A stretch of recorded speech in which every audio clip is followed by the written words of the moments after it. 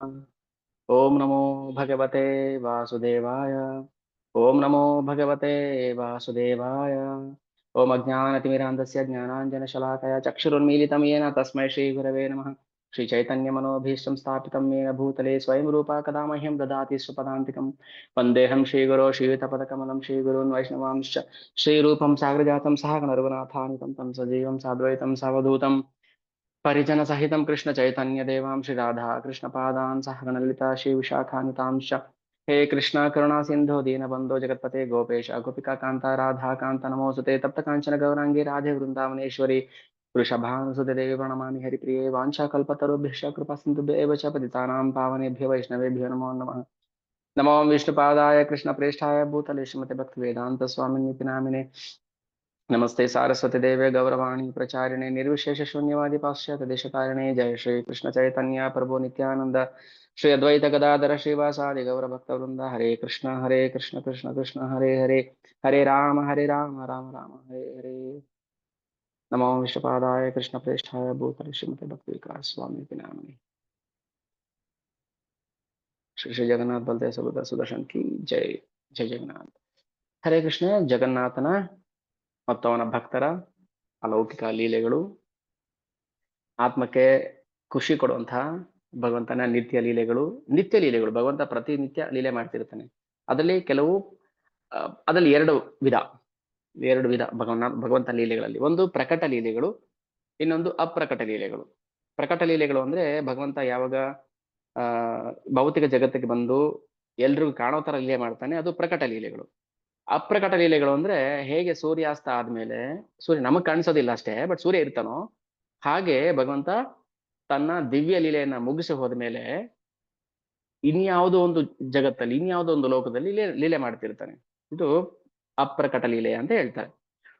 ಆದ್ರೆ ಜಗನ್ನಾಥ ತನ್ನ ಶುದ್ಧ ಭಕ್ತ ಜೊತೆ ಪ್ರಕಟ ಲೀಲೆ ಮಾಡ್ತಾನೆ. ಹೇಗೆ ಪ್ರಕಟ ಲೀಲೆ ಮಾಡ್ತಾನೆ? ಹೇಗೆ ನಾವು ನೀವು ಮಾತಾಡ್ತೀವೋ ಕಣ್ಣು ಎದುರುಗಡೆ, ಹಾಗೆ ಭಕ್ತನ ಎದುರುಗಡೆ ಭಗವಂತ ನಿಂತು ಮಾತಾಡ್ತಾನೆ. ಸೊ ಇದು ಭಗವಂತನ ಕರುಣೆ. ಭಕ್ತರನ್ನ ಕಂಡ್ರೆ ವಿಶೇಷ ಕರುಣೆ, ಪ್ರೀತಿ. ಕರುಣೆ ಅನ್ನೋದಕ್ಕಿಂತನೂ ಪ್ರೀತಿ ಭಗವಂತ ಭಕ್ತನ ಕಂಡ್ರೆ.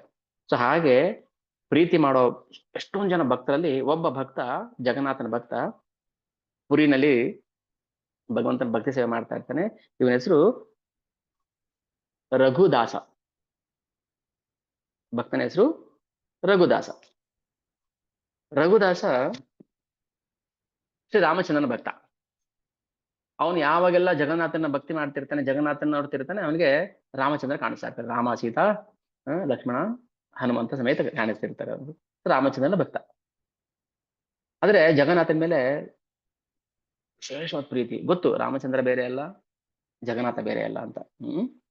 ಸೊ ಭಕ್ತರಿಗೆ ರಾಮ, ಕೃಷ್ಣ, ಚೈತನ್ಯ ಮಹಾಪ್ರಭು ಎಲ್ಲ ಒಂದೇ ಅಂತ ಗೊತ್ತಿರ್ಬೇಕು. ಜಗನ್ನಾಥ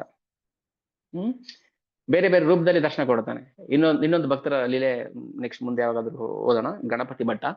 ಈಗ ಸ್ನಾನ ಯಾತ್ರೆ ಆದ್ಮೇಲೆ ಹಾತಿ ವೇಷ ಹಾಕ್ತಾರಲ್ಲ, ಜಗನ್ನಾಥನ್ಗೆ ಗಣಪತಿ ವೇಷ, ಆನೆ ವೇಷ ಹಾಕ್ತಾರೆ, ಹಾತಿ ವೇಷ. ಇದು ಯಾರಿಗೋಸ್ಕರ ಭಗವಂತ ಹಾಕಿಸ್ಕೊಳ್ತಾ ಇದ್ದಾನೆ?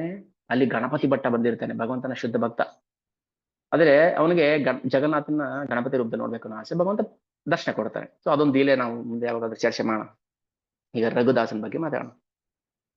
ರಘುದಾಸ ತುಂಬಾ ಬಡವ, ಆದ್ರೆ ಹೃದಯದಲ್ಲಿ ತುಂಬಾ ಶ್ರೀಮಂತ, ಭಕ್ತಿನಲ್ಲಿ ತುಂಬಾ ಶ್ರೀಮಂತ. ಯಾರು ಹೃದಯದಲ್ಲಿ ಶ್ರೀಮಂತರಾಗಿರ್ತಾರೆ ಅವರು ಭೌತಿಕದಲ್ಲಿ ದರಿದ್ರರಾಗಿರ್ತಾರೆ. ಉದಾಹರಣೆಗೆ ರಘುದಾಸ ಸುಧಾಮ ದಾಮಂತರ. ಹೃದಯದಲ್ಲಿ ಇವನಿಗೆ ಭಗವಂತನ ಬಿಟ್ಟರೆ ಬೇರೆ ಏನು ಗೊತ್ತೇ ಇಲ್ಲ. ಅವನಿಗೆ ಭಗವಂತನ ಸೇವೆ ಮಾಡಬೇಕು. ಅವನಿಗೆ ಒಂದು ಆಸೆ, ಭಗವಂತನಿಗೆ ನಾನು ಹೂ ಕಟ್ಟಿ ಕೊಡ್ಬೇಕು, ಹಾರ ಮಾಡಿ ಕೊಡ್ಬೇಕು ಅಂತ. ಗಾರ್ಲ್ಯಾಂಡ್ ಸೇವಾ. ಯಾರೆಲ್ಲ ಗಾರ್ಲ್ಯಾಂಡ್ ಸೇವೆ ಮಾಡ್ತಾ ಇದಾರೆ ಜಗನ್ನಾಥನಿಗೆ, ಜಗನ್ನಾಥ ಖಂಡಿತ ಈ ಜನ್ಮದಲ್ಲೇ ದರ್ಶನ ಕೊಡ್ತಾನೆ. ಯಾರು ಭಗವಂತನಿಗೋಸ್ಕರ ಭಗವಂತನಿಗೆ ಅಂತ ಡ್ರೆಸ್ ಸ್ಟಿಚ್ ಮಾಡ್ತಾರೆ, ಆಭರಣಗಳು ಮಾಡ್ತಾರೆ, ಅವನಿಗೆ ಗಾರ್ಲ್ಯಾಂಡ್ ಮಾಡ್ತಾರೆ, ಅವನಿಗೆ ಸೇವೆ ಮಾಡ್ತಾರೆ, ಖಂಡಿತವಾಗ್ಲೂ ಈ ಜನ್ಮದಲ್ಲೇ ಅವನು ಮುಖಾಮುಖಿ ದರ್ಶನ ಕೊಡ್ತಾನೆ.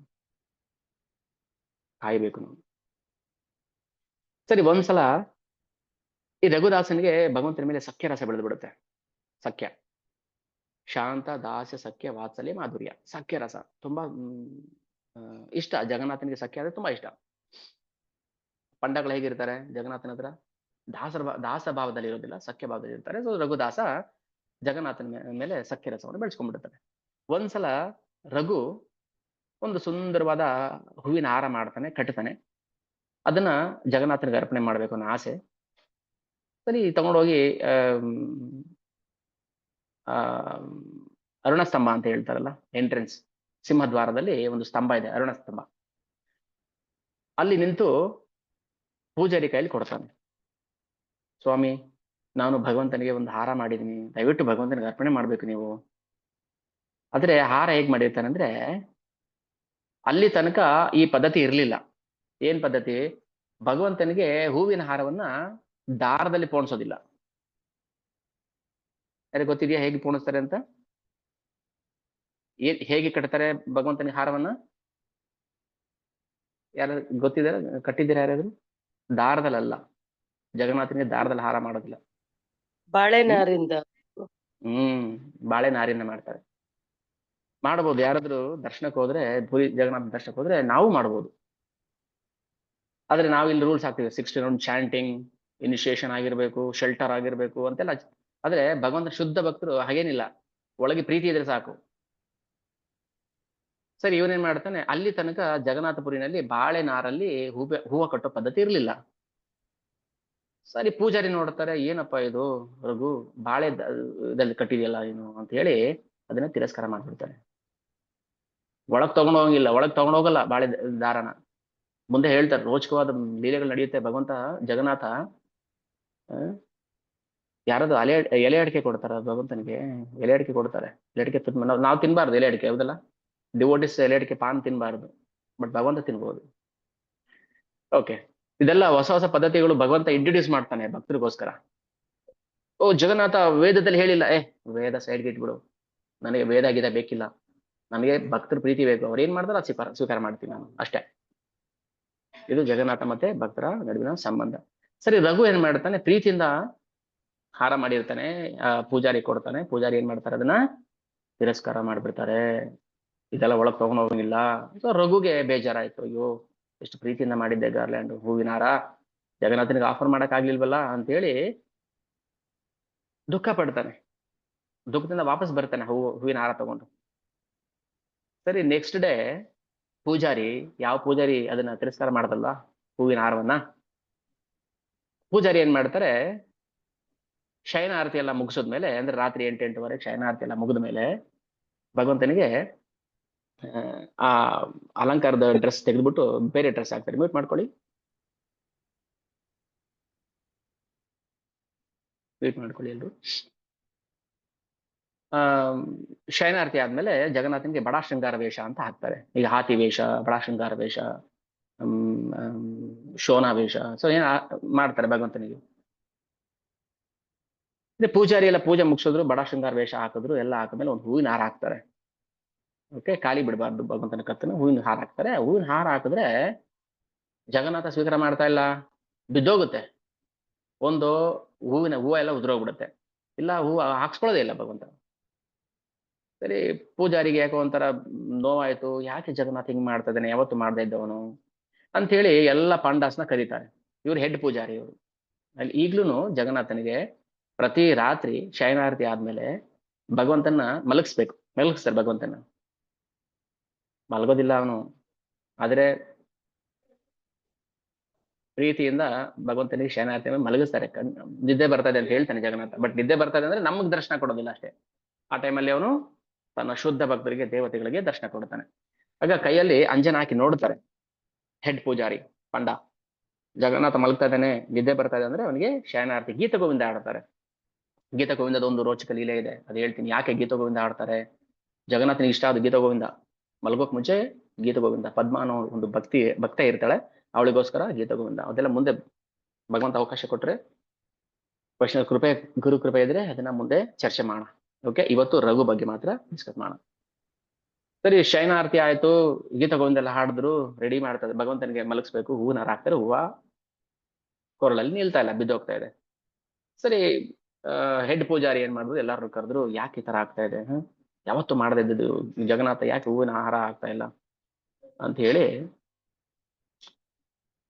ದುಃಖದಲ್ಲಿ ಬಂದ್ಬಿಡ್ತಾರೆ, ಡೋರ್ ಕ್ಲೋಸ್ ಮಾಡ್ಕೊಂಡು ಬಂದ್ಬಿಡ್ತಾರೆ. ಯಾಕೆ ತರ ಆಯ್ತು, ಯಾಕೆ ತರ ಆಯ್ತು, ರಾತ್ರಿ ಇದ್ದೇ ಬರ್ತಲ್ಲ ಅವ್ರಿಗೆ, ಯಾವತ್ತು ಮಾಡ್ದಿದ್ದು ಜಗನ್ನಾಥ್ ಯಾಕೆ ಹಿಂಗ್ ಮಾಡ್ದೆ, ಏನ್ ತಪ್ಪಾಯ್ತು ನಮ್ದು ಅಂತ ಒಳಗೆ ಕೊರಗು ಶುರು ಆಗ್ಬಿಡುತ್ತೆ. ಸರಿ, ಬಂದ್ರು, ರಾತ್ರಿ ಮನೆ ಮಲ್ಕೊಂಡಿದ್ದಾರೆ. ಜಗನ್ನಾಥ ಕನ್ಸಲ್ ಬಂದ, ಯಾರಿಗೆ? ಪೂಜಾರಿಗೆ. ಬಂದ್ಬಿಟ್ಟು ಆ ಪೂಜಾರಿ ಹೇಳ್ತಾರೆ, ಓ ಪಂಡ, ಏನ್ ಹೆಸರು ಗೊತ್ತಿಲ್ಲ ಅವರು, ಭಕ್ತರು ಹೇಳ್ತಾರೆ ಪೂಜಾರಿಗೆ, ನನ್ನ ಶುದ್ಧ ಭಕ್ತ ರಘು ಬಂದಿದ್ದ, ನನಗೋಸ್ಕರ ಪ್ರೀತಿಯಿಂದ ಹಾರ ಮಾಡ್ಕೊಂಡು ಬಂದಿದ್ದ, ನೀನ್ ಅದನ್ನ ತಿರಸ್ಕಾರ ಮಾಡಿದ್ಯಾ? ಯಾಕೆ? ಅದು ಬಾಳೆ ನಾರಿಂದ ಮಾಡಿದ್ದಾರೆ ಅಂತ.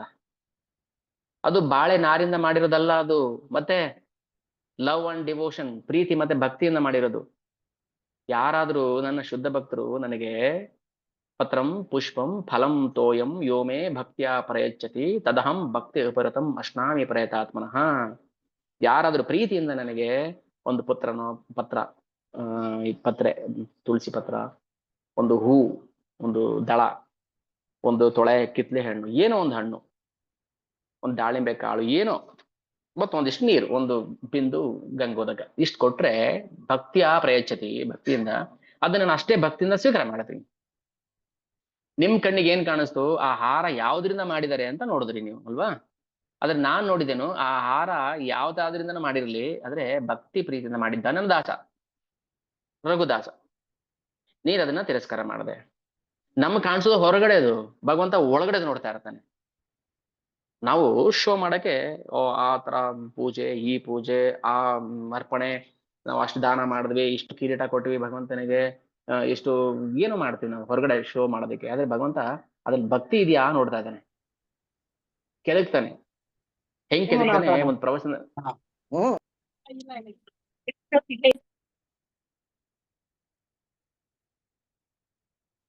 ನಾನೇ ಮೀಟ್ ಮಾಡ್ಬಿಡ್ತೀನಿ.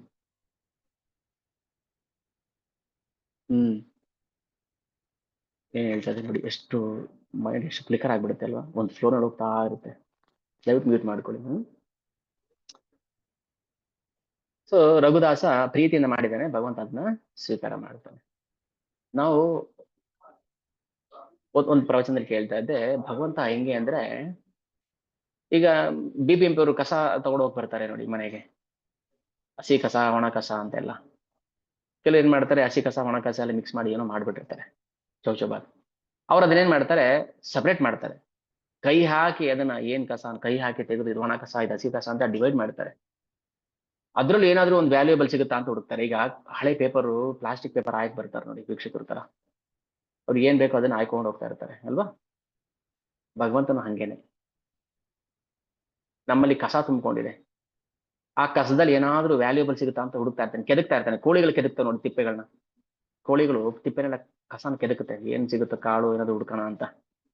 ಹಾಗೆ ಭಗವಂತ ಕೆದಕ್ತಾನೆ ನಮ್ಮಲ್ಲಿ, ಏನಾದ್ರೂ ಒಂಚೂರು ಒಳ್ಳೇದಿದ್ಯಾ ಇವನಲ್ಲಿ, ಏನಾದ್ರೂ ಒಂದ್ ಸ್ವಲ್ಪ ಭಕ್ತಿ ಅನ್ನೋದಿದ್ಯಾ ಅಂತ ಹುಡುಕ್ತಾ ಇರ್ತಾನೆ.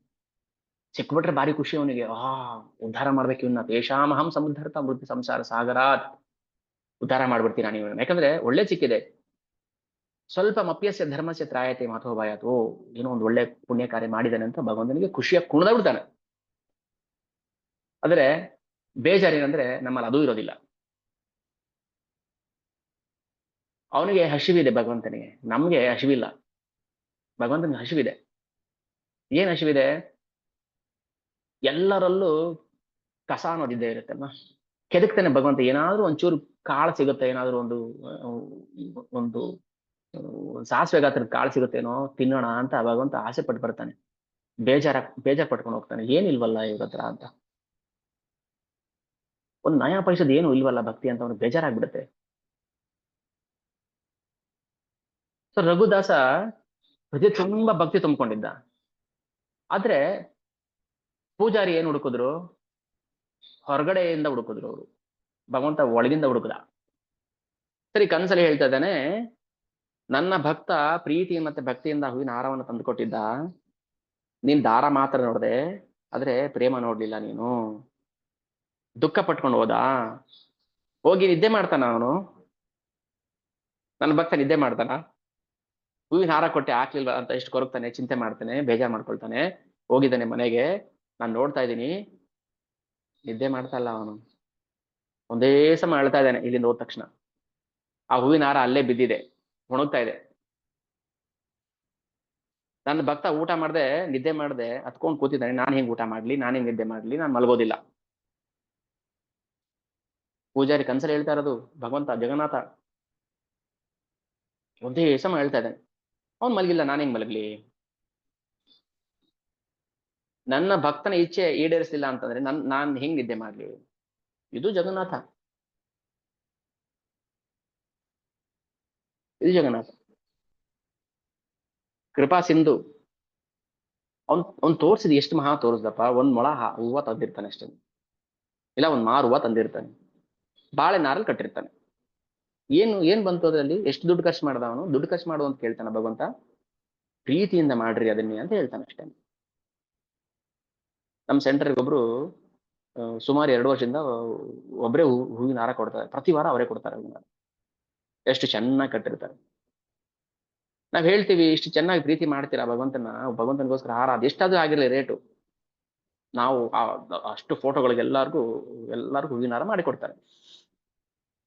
ನಾವ್ ಎಷ್ಟು ಹೇಳ್ತೀವಿ, ಸಾಕು, ಇಷ್ಟೇ ಸಾಕು, ನೀವೇನು ಮಾಡೋದ್ ಬೇಕಾಗಿಲ್ಲ. ಆದ್ರೆ ದಯವಿಟ್ಟು ಭಗವಂತನಿಗೋಸ್ಕರ ಮಾಡ್ತಾ ಇದ್ದೀನಿ, ಆ ಪ್ರೀತಿಯನ್ನು ಬೆಳೆಸ್ಕೊಳ್ಳಿ, ಸಾಕು, ಉದ್ಧಾರ ಮಾಡ್ಬಿಡ್ತಾನೆ. ಇಲ್ಲ, ಒಂದು ದಿನಕ್ಕೂ ಅವ್ರು ಸೆಂಟರ್ ಬರ್ಲಿಲ್ಲ. ಎಷ್ಟು ವಿಪರ್ಯಾಸ ಆಗುತ್ತೆ. ಎಷ್ಟು ಸೇವೆ ಮಾಡ್ತಾರೆ, ಆದ್ರೆ ಒಂದ್ ದಿನಕ್ಕೂ ಅವರು ಭಗವಂತ ದರ್ಶನ ಮಾಡಕ್ ಬರ್ಲೇ ಇಲ್ವಲ್ಲ. ಏನ್ ಮಾಡ್ತೀವಿ, ಪ್ರಸಾದ ತಗೊಂಡ್ಬಂದು ಫಸ್ಟ್ ಅವ್ರು ಕೊಟ್ಟು, ಎಲ್ಲ ಸೆಂಟರ್ ಅಲ್ಲ ಆದ್ಮೇಲೆ ಪ್ರೋಗ್ರಾಮ್ ಕಂಪ್ಲೀಟ್ ಆದ್ಮೇಲೆ ಪ್ರಸಾದ ತಂದ್ಕೊಟ್ಟು ತುಂಬಾ ಸೇವೆ ಮಾಡಿದ್ರಿ, ಅಷ್ಟೇ ಪ್ರೀತಿಯಿಂದ ಅವ್ರಿಗೆ ಪ್ರಸಾದ. ಕೃಪೆ ಸಿಗುತ್ತೆ ಖಂಡಿತ. ಭಗವಂತ ಸುಮ್ಮನೆ ಬಿಡೋದಿಲ್ಲ, ಅವ್ರು ಖಂಡಿತ ಕೃಪೆ ಕೊಡ್ತಾನೆ. ಏನ್ ಕರ್ಮಗಳಿದೆ ಗೊತ್ತಿಲ್ಲ ನೋಡಿ. ಇವನ್ಗೂ ಅಷ್ಟೇ, ರಘುದಾಸನಿಗೆ ಸುಮ್ಮನೆ ಬಿಡಲಿಲ್ಲ, ಭಗವಂತ ಶಿಕ್ಷೆ ಕೊಡ್ತಾನೆ. ಏನ್ ಪ್ರಾರಬ್ಧ ಇರುತ್ತೆ ಅದನ್ನ ಅನ್ಭವಿಸು. ಎಂತ ಭಕ್ತ ಭಗವಂತ ಇವನಿಗೋಸ್ಕರ ಕನ್ಸಲ್ಲಿ ಬಂದು ಪೂಜಾರಿಗೆ ಹೇಳ್ಬಿಟ್ಟು ಹೋಗ್ತಾರೆ ಅಂದ್ರೆ ಇಂಥ ಭಕ್ತ ಇರ್ಬೋದು ಅವನು. ಅವ್ನು ಊಟ ಮಾಡಿಲ್ಲ ಅಂತ ನಾನು ಊಟ ಮಾಡ್ತಾ ಇಲ್ಲ, ಅವ್ನು ಮಲಗಿಲ್ಲ ಅಂತ ನಾನು ಮಲಗ್ತಾ ಇಲ್ಲ ಅಂತ ಹೇಳ್ತಾನೆ ಭಗವಂತ. ಎಷ್ಟು ಶುದ್ಧ ಭಕ್ತ ಇದ್ದಾನೆ ಅವನು. ಸರಿ, ಇಮಿಡಿಯೇಟ್ ಪೂಜಾರಿಗೆ ನಿದ್ರೆಯಿಂದ ಆಚೆ ಬಂದ್ರು. ಎಲ್ಲಾರನ್ನು ಕರೀತಾರೆ, ಹೇ ಬನ್ರಿ ಬನ್ರಿ, ಜಗನ್ನಾಥ ಕಾಣಿಸ್ತದೇನೆ ಇವತ್ತು. ಕನ್ಸಲ್ಲಿ ಬಂದು ನಮ್ಮ ತಪ್ಪಿಗೆ ನಮ್ಮ ತಪ್ಪು ಹೇಳ್ತಾ ಇದ್ದಾನೆ. ಸರಿ, ಸೀದಾ ಓಡ್ ಬಂದ್ರು. ಎಲ್ಲಿಗೆ? ರಘುದಾಸನ ಮನೆಗೆ ಬಂದ್ರು. ಬೆಳಗ್ಗೆ ಅಷ್ಟೊತ್ತಿಗೆ ಬಂದ್ರು. ಬಂದು ಅವರಿಗೆ ಕ್ಷಮೆ ಕೇಳ್ತಾರೆ. ಓ ರಘು, ದಯವಿಟ್ಟು ನನಗೆ ಕ್ಷಮಿಸ್ಬಿಡು. ಗೊತ್ತಿಲ್ಲದೆ ನಾನು ನಿನ್ನ ಭಕ್ತಿನ ಅರ್ಥ ಮಾಡ್ಕೊಳ್ದೆ ನಾವು ನಿಮ್ಮ ಪ್ರೀತಿಯನ್ನ ತಿರಸ್ಕಾರ ಮಾಡ್ಬಿಟ್ವಿ, ದಯವಿಟ್ಟು ನಮ್ಮನ್ನ ಕ್ಷಮಿಸ್ಬಿಡು. ಕನ್ಸಲ್ ಬಂದು ಜಗನ್ನಾಥ ನಿನ್ ಬಗ್ಗೆ ಹೇಳ್ಬಿಟ್ಟು ಹೋಗಿದ್ದಾನೆ, ನಾನು ಶುದ್ಧ ಭಕ್ತ ಅಂತ ಹೇಳ್ಬಿಟ್ಟು ಹೋಗಿದ್ದಾನೆ. ರಘುದಾಸನ್ ಖುಷಿನೋ ಖುಷಿ. ಹೌದಾ, ಭಗವಂತನ ಒಪ್ಕೊಂಡ ನಾನು ಭಕ್ತ ಅಂತ? ಓ, ನಾವು ಭಕ್ತ ಅಂತ ನಾವು ಹೇಳ್ಕೋಬೇಕು. ನಾವು ಇಷ್ಟು ವರ್ಷದ ಭಕ್ತಿ ಮಾಡ್ತಾ ಇದ್ದೀವಿ, ನಮ್ಮಲ್ಲಿ ಇಷ್ಟು ಭಕ್ತಿ ಇದೆ, ನಾವು ಅವ್ರಿಗಿಂತ ಸೀನಿಯರು, ನಾವು ಇಷ್ಟು ವರ್ಷ ಆಯ್ತು ಬಂದು, ನಮ್ಗೆ ಪ್ರಯಾರಿಟಿ ಕೊಡ್ಬೇಕು, ನಮ್ಗೆ VIP ಸೀಟ್ ಹಾಕ್ಬೇಕು. ನಮ್ದು ಕ್ರೈಟೀರಿಯಾ ಇರುತ್ತೆ. ನಮಗೆ ನಾವೇ ಭಕ್ತರು ಅನ್ಕೊಳ್ಳೋ ಕ್ರೈಟೀರಿಯಾ ಇರುತ್ತೆ. ನಮ್ಗೆ 100 ಪಾಯಿಂಟ್ಸ್ ಇರುತ್ತೆ. ಆ 100 ಪಾಯಿಂಟ್ ಸ್ಯಾಟಿಸ್ಫೈ ಮಾಡ್ಬೇಕು ನಾವು. ಯಾವಾಗ ಇನಿಷಿಯೇಷನ್ ಆಯ್ತು, ಯಾವ ಗುರು ಮಹಾರಾಜರು, ಎಷ್ಟು ಸೇವೆ ಮಾಡಿದಿರಾ, ಏನೆಲ್ಲ ಮಾಡಿದಿರಾ, ಸೇವೆ ಮಾಡ್ತಾ ಇದೀರಾ, ಎಷ್ಟು ಜನ ನಿಮ್ ಕಡೆ ಇನಿಷಿಯೇಷನ್ ಆಯ್ತು, ಇದೆಲ್ಲ ಲಿಸ್ಟ್ ಬರುತ್ತೆ ನಮ್ಗೆ. ಓಹೋ, ಹಾಗಾದ್ರೆ ಇವ್ರು ಶ್ರೇಷ್ಠ ಭಕ್ತರು ಅಂತ ನಾವು ಡಿಸೈಡ್ ಮಾಡ್ತೀವಲ್ವಾ? ಇಲ್ಲ, ನಾವು ಡಿಸೈಡ್ ಮಾಡಬಾರ್ದು. ನಾವು ಅಧಮರು. ನಾವು ಭಗವಂತನ ಕತೆ ಕೇಳೋಷ್ಟು ನಮ್ಗೆ ಅರ್ಹತೆ ಇಲ್ಲ. ತವ ಕಥಾಮೃತಂ ತಪ್ತ ಜೀವನಂ ಕವಿ ಬೇಡಿತಂ ಕಲ್ಮಷಾಪಹಂ ಭುವಿ ಶ್ರವಣ ಮಂಗಳಂ ಶ್ರೀಮದಾತತಂ ಭುವಿ ಗೃಣಂತಿತೆ ಭೂರಿಡಾ ಜನ. ಅನಿಸ್ಬೋದೆ ನಿಮಗೆ, ಏನ್ ಮಹಾ ಇದ್ರಲ್ಲಿ, ಏನ್ ಮಹಾ ಕತೆ ಕೇಳೋದ್ರಲ್ಲಿ? ಕತೆ ಕೇಳಬೇಕಾದ್ರೆ ಭಗವಂತನ ಅನುಗ್ರಹ ಇಲ್ಲದೆ ನಾವು ಭಗವಂತನ ಕತೆ ಕೇಳೋಕ್ಕಾಗೋದಿಲ್ಲ. ಆ ಭಾವ ಇರಬೇಕು. ನಮಗೆ ನಾವು ಅಧಮರು, ನೀಚರು ಅನ್ನೋ ಭಾವನೆ ಇರಬೇಕು. ನಾನು ಒಂದು ಹುಲ್ಲು ಗರಿಕೆಗಿಂತನೂ ಏನ್ ಶ್ರೇಷ್ಠ ಅಲ್ಲ. ಒಂದು ಹುಲ್ಲು ಗರಿಕೆ ಇದೆ, ನಾನು ಇದ್ದೀನಿ, ವ್ಯತ್ಯಾಸ ಏನಿದೆ? ಅದಕ್ಕೂ ಪ್ರಾಣ ಇದೆ, ನನಗೂ ಪ್ರಾಣ ಇದೆ. ಅದು ಅಲ್ಲಾಡುತ್ತೆ, ಗಾಳಿ ಬಂದಾಗ ನಾನು ಅಲ್ಲಾಡ್ತೀನಿ. ಅದು ಒಂದಿನ ಒಣಗೋಗುತ್ತೆ, ಬಿದ್ದೋಗುತ್ತೆ, ನಾನು ಒಣಗೋಗ್ತೀನಿ. ವ್ಯತ್ಯಾಸ? ನಾನು ಒಂದು ಹುಲ್ಲು ಗರಿಕೆಗಿಂತನೂ ನೀಚ ಅನ್ನೋದು ನಮ್ಮ ಮನಸ್ಸಿಗೆ ಬರಬೇಕು. ಅದು ಆವಾಗ ಮಾತ್ರ ನಾವು ಭಗವಂತನನ್ನ ಪ್ರೀತಿ ಮಾಡಕ್ ಸಾಧ್ಯ, ಭಕ್ತಿ ಮಾಡಕ್ ಸಾಧ್ಯ. ರಘುದಾಸನ ಖುಷಿ ಏನಕ್ಕೆ ಅಂದ್ರೆ, ಜಗನ್ನಾಥನ ಹೇಳ್ಬಿಟ್ನ ನಾನು ಭಕ್ತ ಅಂತ. ಅಯ್ಯೋ, ನಾನೇನ್ ಭಕ್ತಿ ಮಾಡಿದೀನ್ರಿ, ಏನೋ ಒಂದು ಹಾರ ಮಾಡ್ಕೊಟ್ನಪ್ಪ ಅಷ್ಟೇ. ಅಷ್ಟೇ ಬೇಕಾಗೋದು ಭಗವಂತನಿಗೆ. ತುಂಬಾ ಲೀಲೆಗಳಿದೆ. ಉದಯನಾಚಾರ್ಯ ಅಂತ ಒಬ್ಬ ಭಕ್ತ ಅಲ್ಲ ಮುಂಚೆ, ಆಮೇಲೆ ಭಕ್ತನಾಗ್ತಾನೆ. ಉದಯನಾಚಾರ್ಯಗೆ ನಾನು ಮಹಾ ವಿದ್ವಾನ್ ಘನ ಪಂಡಿತ ಅನ್ನೋ ಅಹಂಕಾರ ಇತ್ತು, ಅಹಂಕಾರ ಕರಗಿಸ್ತಾನೆ ಭಗವಂತ. ಯಾಕಂದ್ರೆ ಭಕ್ತರಲ್ಲಿ ಅದು ಅದು ಇರೋದಕ್ಕೆ ಇಷ್ಟಪಡೋದಿಲ್ಲ ಅವನು. ಛೇ, ನನ್ ಭಕ್ತರಲ್ಲಿ ಇದಿರಬಾರ್ದು, ಇದೊಂದು ಕಿತ್ತು ಬಿಟ್ರೆ ಎಲ್ಲ ಸರಿ ಹೋಗುತ್ತೆ. ಭೃಗು ವಿಷ್ಣುಗೆ ವೈಕುಂಠದಲ್ಲಿ ಹೋಗಿ ವಕ್ಷಸ್ಥಳದ ಮೇಲೆ ಒದ್ದು ಬಿಡ್ತಾನೆ. ಲಕ್ಷ್ಮಿ ಇರ್ತಾಳೆ ಅಲ್ಲಿ. ಛೇ ನನ್ನ ಭಕ್ತನಿಗೆ ಹಿಂಗೆಲ್ಲ ಅಹಂಕಾರ ಬರಬಾರ್ದು ಅಂತ ಹೇಳಿ, ಅಯ್ಯೋ ನಿಮ್ಮ ಪಾದಕ್ಕೆ ನೋವಾಯ್ತೆ, ಈ ವಜ್ರ ಏನು ಕಠೋರವಾದ ಹೃದಯಕ್ಕೆ ಎದೆಗೆ ಒದ್ದು ನಿಮ್ಮ ಪಾದಕ್ಕೆ ನೋವಾಯ್ತಾ ಅಂತ ನೈಸ್ ಮಾಡಿ ಏನ್ ಮಾಡ್ತಾರೆ, ಆ ಭೃಗು ಕಣ್ ಕಿತ್ ಬಿಡ್ತಾನೆ ಭಗವಂತ. ಅಹಂಕಾರದ ಸಂಕೇತ ಅವೆಲ್ಲ. ರಘುದಾಸನ್ಗೆ ಅಹಂಕಾರ ಇರಲಿಲ್ಲ, ನೋವಿತ್ತು. ಅಯ್ಯೋ ನನ್ನ ಪ್ರೀತಿಯನ್ನು ಭಗವಂತ ಸ್ವೀಕಾರ ಮಾಡಿಲ್ವಲ್ಲ, ನಾನೆಂತ ಪಾಪಿ. ಭಗವಂತ ಎಲ್ರಿಗೂ ಸೇವೆ ಕೊಡ್ತಾನೆ ಅನ್ಕೊಂಡಿದ್ದೀರಾ? ಹ್ಮ್. ಭಗವಂತ ಯಾರಿಗೂ ಸೇವೆ ಕೊಡೋದಿಲ್ಲ. ಕೊಟ್ಟಿದ್ದಾನೆ ಅಂದ್ರೆ ಅದನ್ನ ನಾವು ಕೃಪೆ ಅಂತ ಭಾವಿಸ್ಕೋಬೇಕು. ನೋಡಿ, ಇವಾಗ ಭಗವಂತನ ಬಗ್ಗೆ ಗುಣಗಾನ ಮಾಡುವಂತ ಸೇವೆ ಕೊಟ್ಟಿದ್ದಾನೆ, ಭಗವಂತನ ಬಗ್ಗೆ ಕೀರ್ತನೆ ಮಾಡೋ ಸೇವೆ ಕೊಟ್ಟಿದ್ದಾನೆ. ನಮ್ಮ ಭಾಗ್ಯ. ಭಗವಂತನ ಬಗ್ಗೆ ಶ್ರವಣ ಮಾಡುವಂತ ಅದೃಷ್ಟ ನಿಮಗೆ ಕೊಟ್ಟಿದ್ದಾನೆ, ಕೃಪೆ.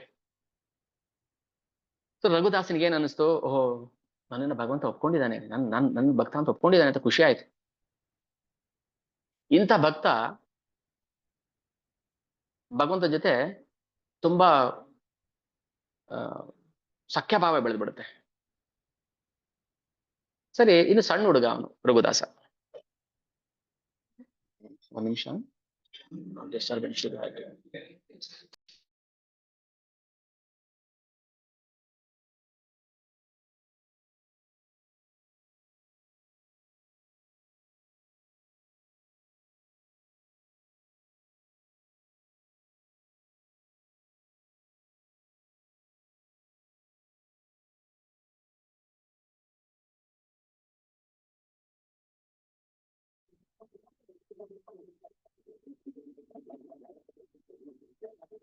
ಹಾ, ಸೊ ರಘುದಾಸ ಈ ತರ ಭಗವಂತನ ಪ್ರೀತಿಯನ್ನ ಗಳಿಸ್ಕೊಂಡ. ಭಗವಂತ ಏನ್ ಮಾಡ್ತಾನೆ, ಪ್ರತಿದಿನ ರಘುದಾಸ ಮನೆ ಬರ್ತಾ ಇದ್ದ. ಏನಕ್ಕೆ ಬರ್ತಾ ಇದ್ದ? ಅವನ ಜೊತೆ ಆಟ ಆಡಕ್ ಬರ್ತಾ ಇದ್ದ. ಬಟ್ ರಘು ಗೊತ್ತಿಲ್ಲ ಅವನ್ ಭಗವಂತ ಅಂತ. ಯಾರೊಬ್ಬ ಹುಡುಗ ಬರ್ತಾ ಇದ್ದಾನೆ ಆಟ ಆಡಕ್ಕೆ, ಬಾರೋ ಗೋಲಿ ಆಡೋಣ, ಬಾ ಅಲ್ಲಿ ಮರ್ಕೋತಿ ಆಟ ಆಡೋಣ, ಅಲ್ಲಿ ಚಿನ್ನಿ ದಾಂಡೆ ಆಡೋಣ ಅಂತ ಜಗನ್ನಾಥ ಬಂದು ರಘುನ್ ಕರ್ಕೊಂಡು ಹೋಗ್ತಾ ಇದ್ದ ಪ್ರತಿದಿನ. ಯಾರ ಲೈಫಲ್ಲಿ ಈ ಭಾಗ್ಯ ಬರುತ್ತೆ ಗೊತ್ತಿಲ್ಲ. ಯಾರಾದ್ರೂ ಈ ತರ ಬಂದ್ರೆ ಜಗನ್ನಾಥನೇ ಬಂದಿದೆ ಅಂತ ಭಾವನೆ ಬರ್ಬೇಕು ನಮಗೆ. ಇವ್ನ್ ಯಾಕೆ ಜಗನ್ನಾಥ ಆಗಿರಬಾರ್ದು, ಅಥವಾ ಜಗನ್ನಾಥನ್ ಯಾಕೆ ಕಳಿಸಿರಬಾರ್ದು ಇವನನ್ನ? ಯಾವ್ದೋ ರೂಪದಲ್ಲಿ ಬರ್ತಾನೆ ಭಗವಂತ. ಶುದ್ಧ ಭಕ್ತರಿಗೆ ಭಗವಂತ ತಾನೇ ಬರ್ತಾನೆ, ಲೀಲೆ ಮಾಡ್ತಾನೆ ಅವ್ರ ಜೊತೆ. ಸರಿ, ಹಿಂಗೆ ಪ್ರತಿದಿನ ಬರೋದು ಹೋಗೋದು ಮಾಡ್ತಿದ್ದಾನೆ ಜಗನ್ನಾಥ. ಒಂದಿನ ಏನ್ ಮಾಡ್ತಾನೆ, ಜಗನ್ನಾಥನಿಗೆ ಹಲಸಿನಕಾಯಿ ಅಂದ್ರೆ ತುಂಬಾ ಇಷ್ಟ, ಹಲಸಿನ ಹಣ್ಣು. ಅದಕ್ಕೆ ಅವನಿಗೆ ಸ್ಪೆಷಲ್ ಡಿಶ್ ಮಾಡ್ತಾರೆ ಹಲಸಿನಕಾಯಲ್ಲಿ. ಅದು ಒಂದೊಂದ್ ಕಡೆ ಒಂಥರ ಹೇಳ್ತಾರೆ, ಹಲಸಿನಕಾಯಿ ಗುಜ್ಜೆ ಏನೇನು ಹೇಳ್ತಾರೆ, ಅದು ಚೆನ್ನಾಗಿರುತ್ತೆ. ಸರಿ, ಜಗನ್ನಾಥ ಏನ್ ಮಾಡ್ತಾನೆ, ರಘುನ್ ಕರ್ಕೊಂಡು ಹೋಗ್ತಾನೆ. ಹೇ ರಘು, ಹಿಂಗೆ ಆಟ ಆಡಕೋಣ ಬಾ ಅಂತ ಒಂದು ತೋಟ ಕರ್ಕೊಂಡು ಹೋಗಿ ಹಲಸಿನ ಮರ ತೋರಿಸ್ತಾನೆ. ನನ್ಗೆ ಹಲಸಿನ ಅಂದ್ರೆ ತುಂಬಾ ಇಷ್ಟ, ನನಗೆ ಹಲಸಿನಕಾಯಿ ಕಿತ್ಕೊಡ್ತೀಯಾ? ರಘು ಹೇಳ್ತಾನೆ, ಅದಕ್ ಮುಂಚೆ ಇಡೀ ಜನರಿಗೆಲ್ಲ ಗೊತ್ತಾಗ್ಬಿಡುತ್ತೆ, ರಘುದಾಸ ತುಂಬಾ ಶ್ರೇಷ್ಠ ಭಕ್ತ ಅಂತೆ, ಭಗವಂತನ ಜೊತೆ ಅವನು ಸತ್ಯ ಭಾವ ಬೆಳೆಸ್ಕೊಂಡಿದ್ದಾನಂತೆ, ತುಂಬಾ ಭಾಗ್ಯಶಾಲಿ ಅವನು ಹೇಳಿ ರಘುದಾಸನ ಮೇಲೆ ಪ್ರೀತಿ ಜಾಸ್ತಿ ಆಗ್ಬಿಡುತ್ತೆ ಜನಗಳಿಗೆ. ಭಗವಂತನ ಸಾಕ್ಷಾತ್ ಕಂಡಿರೋನು ಅವನು, ಹಾಗೆ ಹೀಗೆ ಅಂತ ಪಂಡಾಗ ಕನ್ಸಲ್ ಬಂದು ಹೇಳಿದ್ರಲ್ಲ, ಅದು ಇಡೀ ಜಗತ್ತಿಗೆ, ಇಡೀ ಊರಿಗೆಲ್ಲ ಹಬ್ಬೋಗ್ಬಿಡುತ್ತೆ ರಘುದಾಸನ ಮಹಿಮೆ. ಭಗವಂತ ತನ್ನ ಭಕ್ತರ ಮಹಿಮನ್ನ ಕೊಂಡಾಡಕ್ಕೋಸ್ಕರ ಬರ್ತಾನೆ, ಕೀರ್ತಿ ಕೊಡ್ತಾನೆ. ಮಾಡದವನೇ ಕೀರ್ತಿ ಕೊಡುತ್ತಾನೆ ಭಕ್ತರಿಗೆ. ಅರ್ಜುನಿಗೆ ಹೇಳ್ತಾನೆ, ಯುದ್ಧ ಮಾಡ್ಸಪ್ಪ, ಯುದ್ಧ ಮಾಡು, ನೀ ನಿಮಿತ್ತ ಅನ್ಕೊಂಡು ಮಾತ್ರ ಯುದ್ಧ ಮಾಡು, ನಾನ್ ಮಾಡ್ತೀನಿ ಎಲ್ಲಾನು. ಆದ್ರೆ ಕೀರ್ತಿ ನಿನಗ್ ಬರುತ್ತೆ, ನನಗಲ್ಲ ಬರೋದು. ಕೃಷ್ಣ ಯುದ್ಧ ಮಾಡಿ ಗೆದ್ದ ಅಂತಲ್ಲ, ಅರ್ಜುನ ಪಾಂಡವ್ರು ಗೆದ್ರು ಅಂತ ಬರುತ್ತೆ. ಕೃಷ್ಣ ಸಹಾಯ ಮಾಡ್ದ ಅಷ್ಟೇನೆ, ಸುಮ್ಮನೆ ರಥ ಓಡಿಸ್ಕೊಂಡಿದ್ದ ಅಷ್ಟೇ ಬರೋದು ಕೃಷ್ಣನಿಗೆ. ಆದ್ರೆ ಭಗವಂತ ತನ್ನ ಭಕ್ತರಿಗೆ ಕೀರ್ತಿ ಕೊಡ್ತಾನೆ. ಹಾಗೆ ಜಗನ್ನಾಥ ರಘುದಾಸನಿಗೆ ಕೀರ್ತಿನ ಕೊಟ್ಬಿಟ್ಟ. ಇಡೀ ಊರಿಗೆಲ್ಲ ಹರಡ್ಬಿಡ್ತು ರಘುದಾಸನ್ ಕೀರ್ತಿ. ಸರಿ, ಒಂದಿನ ಹೀಗೆ ಹಲಸಿನಕಾಯಿ ಬೇಕು, ತಿನ್ಬೇಕು ಅನ್ನೋ ಆಸೆ ಆಯ್ತು. ಜಗನ್ನಾಥ ರಘುದಾಸನ್ ಕರ್ಕೊಂಡು ಹೋಗ್ತಾನೆ. ನೋಡು ರಘು, ದೊಡ್ಡ ಹಲಸಿನಕಾಯಿ ಇದೆಯಲ್ಲ, ಅದು ತುಂಬಾ ಚೆನ್ನಾಗಿದೆ ಅನ್ಸುತ್ತೆ, ಅದ್ ಕಿತ್ಕೊಡು. ರಘು ಹೇಳ್ತಾನೆ, ಅಲ್ಲಪ್ಪ ನಿನಗ್ ಬೇಕು ಅಂದ್ರೆ ಕಳತನ ಯಾಕೆ ಮಾಡ್ಬೇಕು? ಅದು ಕಳತನ ಮಾಡ್ತಾ ಇರೋದು. ಜಗನ್ನಾಥ ಹೇಳ್ತಾನೆ, ಏ ರಘು, ನಿನ್ಗೆ ಒಂದ್ ವಿಷಯ ಗೊತ್ತಾ? ಕಳತನ ಮಾಡ್ತಿನೋದ್ರೆ ಎಷ್ಟು ರುಚಿ ಇದೆ ಗೊತ್ತಾ? ನಾನು ದ್ವಾಪರದಲ್ಲಿ ಕೃಷ್ಣಾವತಾರದ ಅವತಾರದಲ್ಲಿ ಯಶೋಧ ಮಾಯಿ ನನಗೆ ಎಂತ ಬೆಣ್ಣೆ ತಿನ್ನಿಸ್ತಾ ಇದ್ಲು, ಎಂತೆಂತ ಹಸುಗಳಿತ್ತು, ಆದ್ರೂ ನನಗೆ ಪಕ್ಕದ ಮನೆ ಬೆಣ್ಣೆನೇ ಇಷ್ಟ ಆಗ್ತಾ ಇತ್ತು. ನನಗೇನ್ ಬೆಣ್ಣೆ ಗತಿ ಇಲ್ಲ ಅಂತ ಹೋಗ್ತಿರ್ಲಿಲ್ಲ ಕದಿಯೋದಕ್ಕೆ. ಅದು ಏನೋ ಒಂಥರ ಟೇಸ್ಟ್ ಇರುತ್ತೆ. ನಮ್ಮ ಮನೇಲಿ ಮಾಡಿರೋ ಆ ಬೆಣ್ಣೆಗಿಂತ ಭಕ್ತರ ಮೇಲೆ ಬೆಣ್ಣೆ ಕದ್ದು ತಿನ್ನೋದಿದೆಯಲ್ಲ, ತುಂಬಾ ಟೇಸ್ಟ್. ಕಠಲ್ ಚೋರ್ ಕೃಷ್ಣ ಬರೀ ಮಾಖನ್ ಚೋರ್ ಅಷ್ಟೇ ಅಲ್ಲ, ಅವನು ಕಠಲ್ ಚೋರ್. ಕಠಲ್ ಅಂದ್ರೆ ಹಲಸಿನ ಹಣ್ಣು. ಅವನು ಬರೀ ನವನೀತ ಚೋರ, ಆ, ಬಸನ ಚೋರ. ಬಸನ ಅಂದ್ರೆ ವಸನ, ಬಟ್ಟೆ ಚೋರ. ಇಷ್ಟೇ ಗೊತ್ತು ನಮ್ಗೆ. ಭಗವಂತ ಪಾಪ ಚೋರ, ಕಠಲ್ ಚೋರ, ಆ, ಆ, ಏನ್ ಕದಿತಾನೆ ಅವನು? ಎಲ್ಲಾ ಕದೀತಾನೆ ಬಿಡಿ. ಸರಿ, ರಘು ಹೇಳ್ತಾನೆ, ಬೇಡಪ್ಪ, ಕದಿಯೋದು ತಪ್ಪಲ್ವಾ? ಇಲ್ಲ ಇಲ್ಲ, ನನಗೆ ಕದ್ದು ತಿಂದೇನೆ ಖುಷಿ. ಈ ತೋಟ ಯಾರಿಗೆ ಸೇರಿದ್ ಗೊತ್ತಾ? ರಾಜನ್ ಸೇರಿದ ತೋಟ ಅದು. ಸಿಕ್ಕಾಕೊಂಡ್ರೆ ಸುಮ್ಮನೆ ಬಿಡ್ತಾರ ನಮ್ಮನ್ನ? ಸಿಕ್ಕಾಕೊಳ್ಳೋದಿಲ್ಲ, ನೀನ್ ಹತ್ತು ಫಸ್ಟ್, ನಾನು ಕೆಳಗಿರ್ತೀನಿ, ಯಾರಾದ್ರೂ ಬಂದು ನಾನು ಸಿಗ್ನಲ್ ಕೊಡ್ತೇನೆ ಅಂತ ಹೇಳಿ ಭಗವಂತ ಏನ್ ಮಾಡ್ತಾನೆ, ರಘುದಾಸನ ಹತ್ತಿಸ್ಬಿಡ್ತಾನೆ ಮೇಲೆ. ಇದೇ ಮರ ಹತ್ಸೋದು ಅಂದ್ರೆ. ಆದ್ರೆ ಭಗವಂತ ಮರ ಹತ್ತಿದ್ರೆ ಉದ್ಧಾರ ಮಾಡ್ತಾನೆ. ಬೇರೆ ಯಾರಾದ್ರೂ ಮರ ಹತ್ತಿಸ್ಬಿಟ್ರೆ ಅಷ್ಟೇ ಮುಗಿದೈತೆ. ಹತ್ತು ಏನಾಗಲ್ಲ, ಹತ್ತು ಬಾಳೆ ಗಿಡ ಹತ್ತು, ನುಗ್ಗೆ ಗಿಡ ಹತ್ತು ಅಂತ ಹಚ್ಬಿಟ್ಟು ಅವ್ನ್ ಬೆದ್ಮೇಲೆ ನಾನು ಹೇಳ್ದೆ ತಾನೆ ಹತ್ಬೇಡ ಅಂತ, ನೀವು ಕೇಳಿಲ್ಲ ನನ್ನ ಮಾತು ಅಂತ ಹೇಳ್ಬಿಡೋದು. ಅಂದ್ರೆ ಭಗವಂತ ಮರ ಹತ್ತಿದ್ರೆ ಉದ್ಧಾರ ಮಾಡ್ಬಿಡ್ತಾನೆ. ಸರಿ, ಹೇಳ್ದ ಜಗನ್ನಾಥ ಹತ್ತು ಅಂತ ಹತ್ತು ಬಿಟ್ಟ ಅವನು ರಘುದಾಸ. ಅವ್ನಿಗೆ ಒಂದೊಂದೇ ಕಿತ್ ಕೆಳಗಡೆ ಆಗ್ತಾ ಇದ್ದಾನೆ. ಜಗನ್ನಾಥ ಸಿಕ್ತಾ ನೋಡ್ತಿ, ಸೌಂಡೇ ಬರ್ತಾ ಇಲ್ಲ. ಕೆಳಗ್ ನೋಡ್ತಾನೆ, ಜಗನ್ನಾಥ ಇಲ್ಲ ಅಲ್ಲಿ. ಅದ್ರ ಜಾಗದಲ್ಲಿ ರಾಜನ ಭಟ್ರು ನಿಂತಿದ್ದಾರೆ, ರಾಜ ಭಟರು, ಸೈನಿಕರು. ಓಯ್ ಕಳ್ಳ, ಏನೋ ಮಾಡ್ತಾ ಇದೀಯಾ ಇಲ್ಲಿ ಅಂತ. ನಾನ್ ಕಳ್ಳ ಅಲ್ಲ, ಮತ್ತೆ ಯಾರು ಅಂತ ಕೇಳಿದೆ ನಿನಗೆ? ಜಗನ್ನಾಥ. ಯಾವ ಜಗನ್ನಾಥ ಅಂತ ಕೇಳಿದನು? ಯಾವ ಜಗನ್ನಾಥ ಅಂತ ಕೇಳಿದೆ ನಿನಗೆ? ಲಾರ್ಡ್ ಜಗನ್ನಾಥ. ತಮಾಷೆ ಅನ್ನಿಸ್ತು ಅವ್ರಿಗೆ. ಆಮೇಲೆ ಹಿಡಿದ್ಬಿಡು ಕರ್ಕೊಂಡು ಹೋಗಿ ರಾಜನ ಮುಂದೆ ನಿಲ್ಲಿಸ್ತಾರೆ. ರಾಜ ಅವ್ರಿಗೆ ಅಷ್ಟೇ ರೆಸ್ಪೆಕ್ಟ್ ಇಂದ ಮಾತಾಡ್ತಾರೆ. ಯಾಕಂದ್ರೆ ರಘುದಾಸನ ಹೆಸರು ಕೀರ್ತಿ ಎಲ್ಲಾ ಕಡೆ ಹರಡಿತ್ತಲ್ಲ. ರಘು, ನಿನಗೆ ಜಾಕ್ಫ್ರೂಟ್ ತಿನ್ಬೇಕು ಅಂತ ಆಸೆ ಆಗಿದ್ರೆ, ಹಲಸಿನಕಾಯಿ ಕಠಲ್ ತಿನ್ಬೇಕು ಅನ್ನೋ ಆಸೆ ಆಗಿದ್ರೆ, ಕೃಷ್ಣನ್ನು ಮನೆಗೆ ದಂಡಿಯ ಕಳ್ಸಿಕೊಡ್ತಾ ಇದ್ದಲ್ಲ, ಯಾಕೆ ಕದ್ದೆ ಅಂತ ಕೇಳ್ತಾರೆ.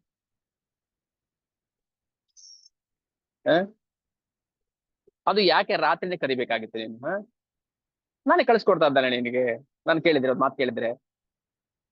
ಸರಿ, ರಘು ಹೇಳ್ತಾನೆ, ಇಲ್ಲ ಮಹಾರಾಜರೇ, ನಂದೇನು ತಪ್ಪಿಲ್ಲ.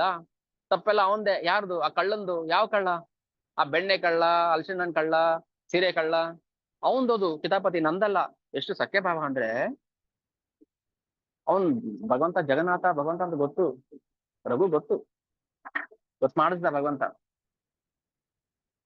ಆದ್ರೆ ಅವನ ದೇವ್ರು ಅಂತ ನೋಡ್ತಾ ಇಲ್ಲ, ಅವನು ಫ್ರೆಂಡ್, ಸಖ್ಯ ಭಾವದಲ್ಲಿ ನೋಡ್ತಾ ಇದ್ದಾನೆ. ಎಲ್ರಿಗೂ ಅಲ್ಲಿದ್ದ ಎಲ್ಲ ಸೈನಿಕರು, ಮಂತ್ರಿಗಳು ಎಲ್ರಿಗೂ ಆಶ್ಚರ್ಯ ಅನಿಸ್ತು, ಖುಷಿ ಆಯ್ತು. ಹೀಗೆ ರಘು ಭಗವಂತನ ಆಪ್ತ ಸಖ ಆಗ್ಬಿಟ್ಟ. ಇವರೆಲ್ಲ ಯಾರು ಅನ್ಕೊಂಡಿದೀವಿ?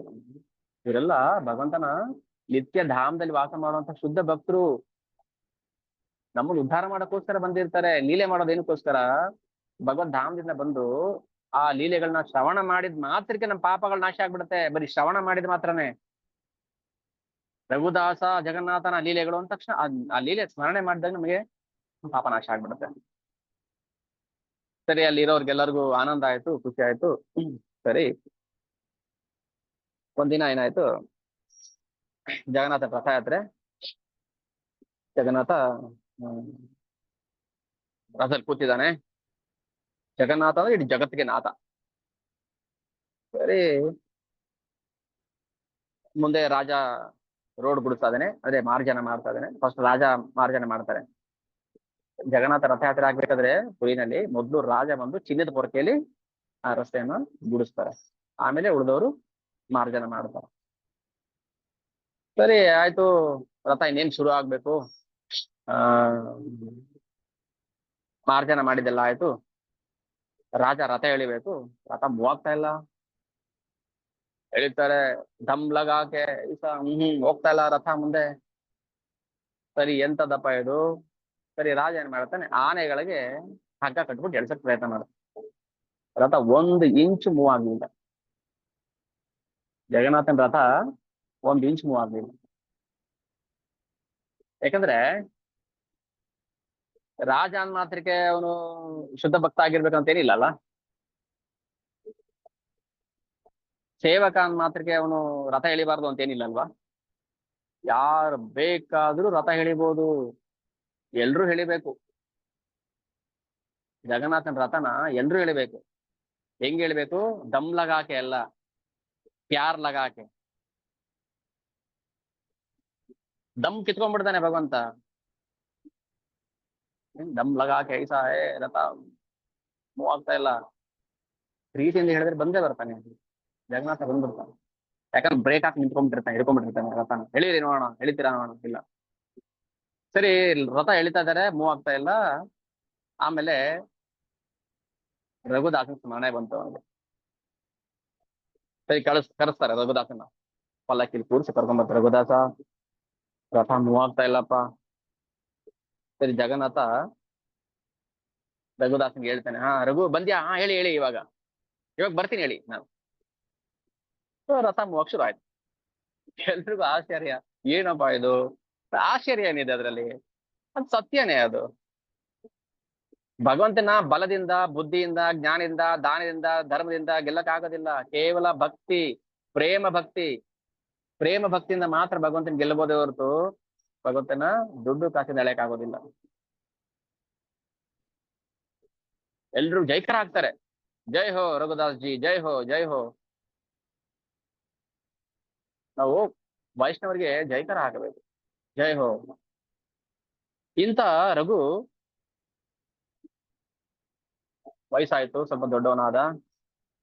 ಅವನಿಗೆ ಒಂದು ದೊಡ್ಡ ಕಾಯಿಲೆ ಬಂದ್ಬಿಡ್ತು, ತುಂಬಾ ಸೀರಿಯಸ್ ಕಾಯಿಲೆ ಬಂದ್ಬಿಡ್ತು. ಎಷ್ಟರ ಮಟ್ಟಿಗೆ ಅಂದ್ರೆ ಅವನ್ ಹಾಸಿಗೆ ಬಿಟ್ಟು ಎದ್ದೇಳಕ್ ಆಗದೇ ಇರೋಷ್ಟು ದೊಡ್ಡ ಕಾಯಿಲೆ ಬಂದ್ಬಿಡ್ತು ಅವನಿಗೆ. ಹಾಸಿಗೆ ಮೇಲೆ ಎಲ್ಲ ಮಾಡ್ಕೊತಾ ಇದ್ದ, ಗಲೀಜ್ ಮಾಡ್ಕೊತಾ ಇದ್ದ.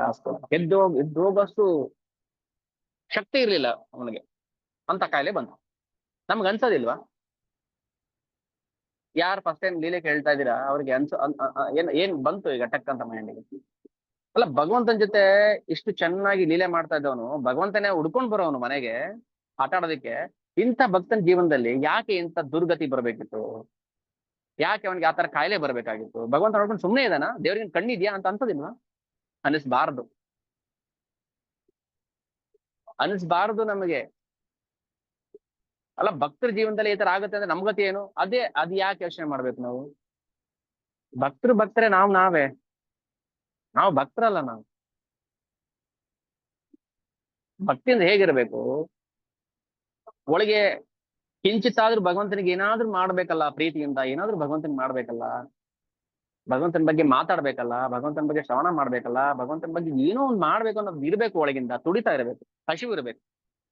ನಮ್ಗಿದ್ಯಾ ಹಸಿವು? ನಾ ಹೇಳ್ದಲ್ಲ ಆಗ್ಲೇ, ಕೋಳಿ ಸಿಪ್ಪೆಯನ್ನು ಕೆದಕತ್ತಲ್ಲ, ಏನಾದ್ರು ಸಿಗುತ್ತಾ ಅಂತ. ಕಸದವನ್ ಬಂದು ಕಸನೆಲ್ಲ ಆಯ್ತಾ ನೋಡಿ, ಏನಾದ್ರು ಸಿಗುತ್ತಾ ಅಂತ. ಹಂಗೆ ಭಗವಂತ ಕಸ ಆಯ್ತಿರ್ತ. ಯಾಕಂದ್ರೆ ಒಳಗಡೆ ಅವನೇ ತಾನೇ ಕೂತಿರೋದು ಹೃದಯದಲ್ಲಿ. ನಾವು ಅವನ್ನ ತಿಪ್ಪೆಲಿ ಕೂರ್ಸ್ಬಿಟ್ಟಿದ್ದೇವಲ್ವಾ. ಅವನಿಗೇನ್ ಅಂಟಿಲ್ಲ, ಅವನಿಗೇನ್ ದುರ್ಗಂಧ ಏನ್ ಬರೋದಿಲ್ಲ. ಆದ್ರೂ ಭಗವಂತ ಪ್ರೀತಿ ಖುಷಿ ಆಗ್ಬೇಕಾದ್ರೆ ನಾವು ಆ ಕಸನ ಸ್ವಲ್ಪ ಮಟ್ಟಿಗೆ ಅದು ಕ್ಲೀನ್ ಮಾಡ್ಕೊಂಡು ಹೋಗ್ಬೇಕಲ್ಲ. ಎಷ್ಟು ರಾಶಿ ರಾಶಿ ಕಸ ತಂದು ಹಾಕಿದೀವಿ, ಒಂದು ಜನ್ಮದ ಕಸ ಅಲ್ಲ ಅದು. ಮನೇಲಿ ಒಂದ್ ಡಬ್ಬ ತಗೊಳ್ಳಿ, ಪ್ಲಾಸ್ಟಿಕ್ ಡಬ್ಬ. ದಿನ ನಾವು ತಿನ್ನೋದನ್ನೇ ಒಂದ್ ಚೂರು ಹಾಕಿ, ಒಂದೊಂದ್ ಅಗಲ ಅನ್ನ ಹಾಕಿ, ನೀರೊಂಚೂರು ಹಾಕಿ, ಅದಕ್ಕೊಂಚೂರು ತುಪ್ಪ ಹಾಕಿ, ನಾಟಿ ಹಸು ದೇಸಿ ಹಸು ತುಪ್ಪ ಹಾಕಿ, ಮಧ್ಯಾಹ್ನದ ಊಟದ ಒಂದ್ ಸ್ವಲ್ಪ ಹಾಕಿ, ರಾತ್ರಿದ ಹಾಕಿ, ಹಿಂಗೆ ಒಂದ್ ವಾರ 15 ದಿನ ಮಾಡಿ, ಮುಚ್ಚಳ ಕ್ಲೋಸ್ ಮಾಡಿ. 15 ದಿನ ಆದ್ಮೇಲೆ ಓಪನ್ ಮಾಡಿ. ನಾವೇನ್ ಕಸ ಹಾಕಿಲ್ಲ ಅಲ್ಲಿ. ಅನ್ನ, ಬಾಸ್ಮತಿ ರೈಸು, ದೇಸಿ ತುಪ್ಪನೇ ಹಾಕಿದ್ದು, ಅದಕ್ಕೆ ಫಿಲ್ಟರ್ ವಾಟರ್ ಹಾಕಿದ್ದು. ಆದ್ರೆ 15 ದಿನ ಆದ್ಮೇಲೆ ಏನಾಯ್ತದು? ಕಸ ಆಗಿದೆ. ಹೌದಲ್ಲ? ಆಯ್ತು, ಡಬ್ಬ ಪ್ಲಾಸ್ಟಿಕ್ ಬೇಡ, ಚಿನ್ನದೇ ತಗೊಳ್ಳಿ, ಚಿನ್ನದೇ ಡಬ್ಬ ತಗೊಳ್ಳಿ. ಅದಕ್ಕೆ ತುಂಬಾ ಬೆಲೆ ಬಾಳುವಂತ ಕಾಸ್ಟ್ಲಿ ಅಕ್ಕಿನೇ ಹಾಕಿ, ಅನ್ನನೇ ಹಾಕಿ, ನಾಟಿ ಹಸು ತುಪ್ಪನೇ ಹಾಕಿ, ಫಿಲ್ಟರ್ ವಾಟರ್ ಹಾಕಿ 15 ದಿನ ಆದ್ಮೇಲೆ ಆ ಚಿನ್ನದ ಮುಚ್ಚಳ ತೆಗಿರಿ. ಗಬ್ಬು ನಾರುತ್ತೆ ಅಲ್ವಾ? ಇಲ್ಲ ಗಮ್ಮನತ್ತ ತಿನ್ಬೇಕು ಅನ್ಸುತ್ತಾ? ಯಾರಿಗನ್ಸುತ್ತೆ ತಿನ್ಬೇಕು ಅಂತ? ಮತ್ ಭಗವಂತ ಒಳಗಡೆ ಹೆಂಗಿರ್ತಾನೆ? ಎಷ್ಟು ಜನ್ಮದ ಕಸ ಆಗಲ್ಲ. ಈಗ ನಾವೇನ್ ಮಾಡ್ತಾ ಇದ್ದೀವಿ ಗೊತ್ತಾ? ಕಸ ತೆಗಿಯಕ್ಕೆ ಪ್ರಯತ್ನ ಮಾಡ್ಬೇಕು. ಈಗ ಕಸ ತೆಗಿಬೇಕು, ಗುಡಿಸ್ಬೇಕು. ಇವಾಗ ಕಸ ತೆಗೆದು ಒಂದು ಸ್ವಲ್ಪನೇ ಸ್ವಲ್ಪನೇ ಸ್ವಲ್ಪನೇ ಕಸ ತೆಗಿತಾ ತೆಗಿತಾ ಅದನ್ನ ಕ್ಲೀನ್ ಮಾಡ್ಬಿಟ್ರೆ ಆ ಚಿನ್ನ ಡಬ್ಬಕ್ಕೆ ಎಷ್ಟು ವ್ಯಾಲ್ಯೂ ಇರುತ್ತೆ ಅದು. ಹಾಗೆ ಭಗವಂತ ಒಂದು ಕಿಂಚಿತ್ ಏನಾದ್ರು ಪೂರ್ವಾರ್ಜಿತ ಪ್ರಾರಬ್ಧ ಕರ್ಮದ ವಾಸನೆ ಇತ್ತು ಅಂದ್ರೆ ಅದನ್ನ ತೊಳಿಬೇಕು. ಇಲ್ಲಾಂದ್ರೆ ಭಗವಂತ ಅಲ್ಲಿ ಕೂತ್ಕೊಳ್ಳೋದಿಲ್ಲ. ರಘುದಾಸನಿಗೆ ಒಂದು ಕೆಟ್ಟ ಕಾಯಿಲೆ ಬಂತು. ಹಾಸಿಗೆ ಮೇಲೆ ಮಲಗ್ಬಿಟ್ಟಿದ್ದಾನೆ. ಕೆಟ್ಟು ವಾಸನೆ ಬರ್ತಾ ಇದೆ ದೇಹದಿಂದ. ಹೆಂಗಿರುತ್ತೆ ಅದು? ಪ್ರಜ್ಞೆ ತಪ್ಪಿಬಿಡ್ತಾ ಇತ್ತು ಅವನಿಗೆ. ಅಷ್ಟು ನೋವು, ಅಷ್ಟು ಬಾಧೆ ಇರ್ತಾ ಇತ್ತು, ಹಿಂಸೆ ಆಗ್ತಾ ಇತ್ತು. ಯಾರು ಹೆಲ್ಪ್ ಮಾಡಕ್ ಬರ್ತಿರ್ಲಿಲ್ಲ. ಯಾರು ತೊಳಿತಾರಪ್ಪ ಮಲಮೂತ್ರನ? ಯಾರು ತೊಳಿತಾರೆ? ಎಷ್ಟ್ ದಿನ ಅಂತ ತೊಳಿತಾರೆ? ದೇಹದಲ್ಲಿ ದುರ್ಗಂಧ ಬರ್ತಿದೆ, ಭಯಂಕರವಾದ ಕಾಯಿಲೆ, ಯಾರು ಹೆಲ್ಪ್ ಮಾಡಕ್ ಬರಲಿಲ್ಲ. ಅರ ಒಬ್ಬ ಭಕ್ತನ ಜೀವನದಲ್ಲಿ ಇದೆಲ್ಲ ನಡೆಯುತ್ತಾ ಅಂತ ನಾವು ಯೋಚನೆ ಮಾಡ್ಬೋದಲ್ಲ. ಯಾಕೆ ನಡೆಯುತ್ತೆ? ಭಗವಂತ ಕೃಪೆ ಅದು. ಅದಕ್ಕೆ ನಾವು ಭಕ್ತರ ಜೀವನ ಚರಿತ್ರೆನ ನಾವು ಓದ್ಬೇಕು, ಅರ್ಥ ಮಾಡ್ಕೋಬೇಕು. ಅರೆ ರಘುದಾಸನಿಗೆ ಆತರ ಬಂದ್ರೆ ನಮ್ದೇನ್ರಿ? ಅದು ಬರುತ್ತೆ ನಮಗೆ. ಎಲ್ರಿಗೂ ಬರುತ್ತೆ. ಭಕ್ತರಿಗೂ ಬರುತ್ತೆ, ಭಕ್ತ ಅಲ್ದಿರೋರ್ಗೂ ಬರುತ್ತೆ, ಪ್ರಾಣಿ ಪಕ್ಷಿಗೆ ಬರುತ್ತೆ, ಮರ ಗಿಡಕ್ಕೆ ಬರುತ್ತೆ. ಮರ ಗಿಡಗಳು ಒಣಗೋಗೋದಿಲ್ವಾ? ಅದು ಅಳುತ್ತೆ ಮರ ಗಿಡಗಳು. ಒಂದು ಹಣ್ಣಿನ ಮರ ಇದೆ, ಒಬ್ಬ ಕಟಕ ಬಂದ, ಹಣ್ಣನ್ನು ತಿಂದ್ಬಿಟ್ಟು ಅದೇ ಮರನ ಕಡಿತಾನೆ. ಆದ್ರೆ ಮರ ಏನ್ ಮಾಡುತ್ತೆ? ಹಣ್ಣು ಕೊಡುತ್ತೆ ಮರ, ಅವನಿಗೆ ನೆರಳು ಕೊಡುತ್ತೆ, ಕಡಿಯೋನ್ಗೂ ನೆರಳು ಕೊಡುತ್ತೆ, ಅದು ಕಡಿಸ್ಕೊಡುತ್ತೆ. ಎಷ್ಟು ನೋವಾಗುತ್ತೆ ಅದಕ್ಕೆ? ಪ್ರತಿಯೊಬ್ಬರ ಜೀವನದಲ್ಲೂ ಪ್ರಾರಬ್ಧ ಕರ್ಮ ಅನ್ನೋದೊಂದು ಇರುತ್ತಲ್ಲ, ಅದು ಯಾರನ್ನು ಬಿಡೋದಿಲ್ಲ, ಅಷ್ಟು ಸುಲಭ ಬಿಡೋದಿಲ್ಲ. ಅದು ಪ್ರತಿಯೊಬ್ಬರು ಅನ್ಭವಿಸ್ಬೇಕು. ಸರಿ, ಯಾರು ಅವನಿಗೆ ರಘುದಾಸನಿಗೆ ಕಾಯಿಲೆ ಶುಶ್ರೂಷೆ ಮಾಡಕ್ ಬರ್ತಿಲ್ಲ. ಯಾವ ದಾದಿ, ನರ್ಸು, ಡಾಕ್ಟರ್ ಯಾರು ಬರ್ತಿಲ್ಲ. ಒಬ್ಬ ಹುಡುಗ ಹುಡುಗ ರೂಪದಲ್ಲಿ ಬಂದವನಿಗೆ ದಿನ ಆ ಕಸ ಎಲ್ಲ ಕ್ಲೀನ್ ಮಾಡಿ ಅವನಿಗೆ ಸ್ನಾನ ಮಾಡಿಸಿ ಮೈ ತುಂಬಾ ಚಂದನ ಹಾಕಿ ರೂಮ್ ಎಲ್ಲ ಕ್ಲೀನ್ ಮಾಡ್ಬಿಟ್ಟು ಹೋಗ್ತಾ ಇದ್ದ. ಯಾವಾಗ ಅವನಿಗೆ ಪ್ರಜ್ಞೆ ಹೋದಾಗ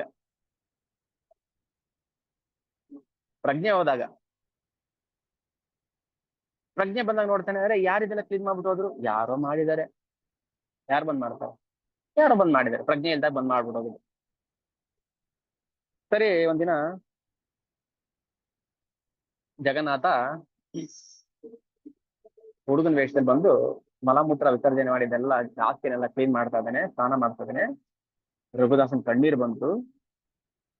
ಜಗನ್ನಾಥ ಹೆಂಗಿರುತ್ತೆ ನೋಡಿ ಆ ಭಾವ. ಅಲ್ಲ, ನೀನು ನನ್ ಶುಶ್ರೂಷೆ ಮಾಡ್ತಾ ಇದ್ದೆ, ನಾನ್ ನಿನ್ ಸೇವೆ ಮಾಡ್ಬೇಕಲ್ವಾ? ನೀನ್ ನನ್ ಸೇವೆ ಮಾಡ್ಬೇಕಾ? ಏನ್ ಮಾಡ್ತಾ ಇದ್ದೆ ನೀನು? ನನ್ಗೆ ಎಷ್ಟು ಪಾಪ ಬರುತ್ತೆ? ನಾನ್ ದೇವ್ರ ಹತ್ರ ಸೇವೆ ಮಾಡ್ಕೊಂಡಲ್ಲ ಅಂತ ನನ್ ಪಾಪ ಬರೋದಿಲ್ವಾ? ಅರೇ ಯಾಕೋ ಪಾಪ ಬರುತ್ತೆ? ನನ್ ಭಾಗ್ಯ ಇದು ನಿನ್ ಸೇವೆ ಮಾಡೋದು ಅಂತ ಹೇಳ್ತಾನೆ ಭಗವಂತ. ಭಗವಂತ ಹೇಳ್ತಾನೆ ನನ್ ಭಾಗ್ಯ ಇದೆ ನಿನ್ ಸೇವೆ ಮಾಡೋದು. ನಾವಂತೀವಿ, ಓ ದೇವ್ರೆ ನಿನ್ ಸೇವೆ ಮಾಡಕ್ ನನ್ ಭಾಗ್ಯ ಅಂತ. ಯಾಕೆ ಸೇವೆ ಅಂತ ಬಂದ ತಕ್ಷಣ ಮೈ ಜುಮ್ಮನತ್ತೆ? ಸೇವೆ ಮಾಡ್ರಿ ಮಾಡ್ರಿ ಮಾಡ್ರಿ ಮಾಡಿದಾಗ ಕೋಪನೆ ಬರುತ್ತೆ. ಸೇವೆ ಅಂತ ಬಂದಾಗ ಮೈ ರೋಮಾಂಚನ ಆಗುತ್ತೆ, ಮಾಡ್ಲಿಲ್ಲ ಅಂತ ಅಂದಾಗ ಅಷ್ಟೇ ಕೋಪ ಬರುತ್ತೆ. ಏನ್ ಹೇಳ್ಬೇಕು ಇವರಿಗೆ? ಯಾವ ಭಾಷೆಲಿ ಹೇಳ್ಬೇಕು? ಭಗವಂತ ಹೇಳಿದ್ರೆ ನನ್ ಭಾಗ್ಯ ಇದು ನಿನ್ ಸೇವೆ ಮಾಡೋದು ಅಂತ ಹೇಳ್ತಾನೆ. ಅವ್ನ್ ಬಾಯಿ ಹೇಳ್ಸ್ಕೋಬೇಕಾ ನಾವು ಅದನ್ನ? ಏನ್ ಮಾಡಿದ್ದ ಅವನು? ಒಂದು ಹೂವಿನ ಹಾರ ಕಟ್ಕೊಟ್ಟಿದ್ದ ಅಷ್ಟೇ. ಜಗನ್ನಾಥನ್ಗೆ ಹಾಕಬೇಕು ಅಂತ ಕಟ್ಕೊಟ್ಟಿದ್ದ ಅಷ್ಟೇ. ಇನ್ನೇನ್ ಮಾಡಿದ್ದ? ಇನ್ನೇನ್ ಗೊತ್ತಿತ್ತು ಅವನಿಗೆ? ವೇದ ಮಂತ್ರ ಏನ್ ಗೊತ್ತಿತ್ತು? ಯಾವ್ದೋ ಬಡವ ಕೂಲಿನೋ ಏನೋ ಮಾಡ್ಕೊಂಡು ಬದುಕ್ತಾ ಇದ್ದ. ಸರಿ, ಹೇಳ್ತಾನೆ ರಘುದಾಸ ಹೇಳ್ತಾನೆ, ಓ ಜಗನ್ನಾಥ ಎಷ್ಟು ಕರುಣಾಮಯ್ಯಪ್ಪ ನೀನು. ನಿನ್ನ ಹತ್ರ ಸೇವೆ ತಗೊಂಡು ನಾನ್ ಪಾಪಿ ಆಗ್ತೀನಿ ಅಂತ ನನಗೆ ಭಯ ಶುರು ಆಗ್ಬಿಟ್ಟಿದೆ. ನೀನ್ ಹೇಳ್ತೀಯ ನಿನ್ ಭಾಗ್ಯ ಇದು ಅಂತ. ಎಷ್ಟು ಕರುಣಾಮಯ್ಯ ನೀನು.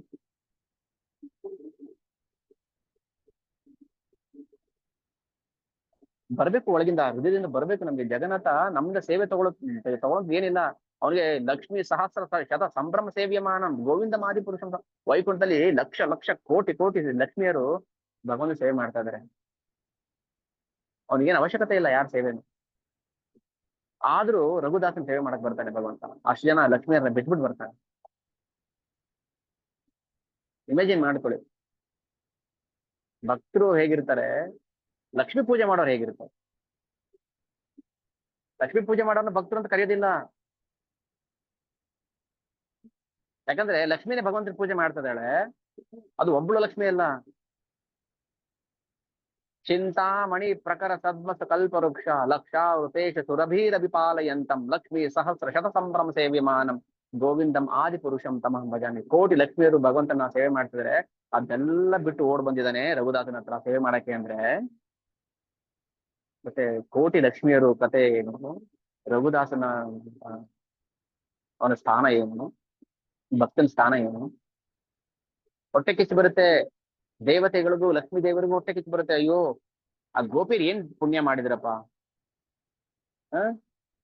ನಾವ್ ಮಾಡದಿರೋ ಸೇವೆ ಅವ್ರು ಏನ್ ಮಾಡ್ತಾರೆ ಅಂತ ಅವ್ರಿಗೆ ಆಶ್ಚರ್ಯ ಆಗುತ್ತೆ.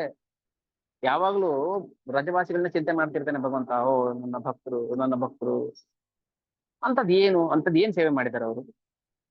ನಾವೇನ್ ಪ್ರೀತಿ ತೋರ್ಸೋದಿಲ್ವಾ? ನಾವೇನ್ ಪ್ರೀತಿ ತೋರ್ಸೋದಿಲ್ವಾ ಅವ್ರಿಗೆ, ನನ್ನ ಗಂಡನಿಗೆ? ಆ ಬ್ರಜವಾಸಿಗಳು ಏನ್ ಮಾಡಿದಾರೆ? ಅವ್ರ ಹತ್ರ ಏನಿದೆ?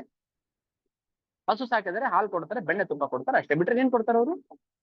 ನಾನ್ ಲಕ್ಷ್ಮಿ ಹೇಳ್ದಾಗೆಲ್ಲ ಚಿನ್ನ ಒಡವ, ಚಿನ್ನ ಒಡವೆ, ಆ ತರ ಈ ತರ ಎಲ್ಲ ತರ ಕೊಡ್ತೀನಿ ನಾನು. ಅಷ್ಟು ಶಕ್ತಿ ಇದೆ ನನಗೆ. ಭಗವಂತ ಐಶ್ವರ್ಯ ಭಾವದಲ್ಲಿದ್ರೆ ಅವನು ಇಷ್ಟ ಪಡೋದಿಲ್ಲ. ಮಾಧುರ್ಯ ಭಾವಕ್ಕೆ ಬರ್ಬೇಕು, ಸತ್ಯ ಭಾವಕ್ಕೆ ಬರ್ಬೇಕು. ಅವಾಗ ಮಾತ್ರ ಭಗವಂತ ಕರುಣೆ ತೋರಿಸ್ಬಿಡ್ತಾನೆ. ರಘುದಾಸನ ಸೇವೆ ಮಾಡ್ತಾ ಇದ್ದೇನೆ ನೋಡು ರಘು, ನನ್ನ ಭಕ್ತರು ನಾನು ಯಾವತ್ತೂ ಕಳ್ಕೊಳ್ಳೋದಿಲ್ಲ. ನನ್ನ ಭಕ್ತರನ್ನ ನಾನ್ ಯಾವತ್ತೂ ಕಳ್ಕೊಳ್ಳೋದಿಲ್ಲ. ಅವ್ರಿಗೆ ನೋವಾಗೋ ತರ ನಾನ್ ಬಿಡೋದಿಲ್ಲ. ಮತ್ತೆ ಯಾಕೆ ನನಗೆ ಈ ಕಾಯಿಲೆ ಕೊಟ್ಟೆ? ಅರೆ ನಾನ್ ಕಾಯಿಲೆ ಕೊಟ್ಟಿದ್ದು ನೀನ್ ನೋವು ಕೊಡೋಕಲ್ಲ, ನೀನ್ ಉದ್ಧಾರ ಮಾಡೋಕ್ಕೋಸ್ಕರ.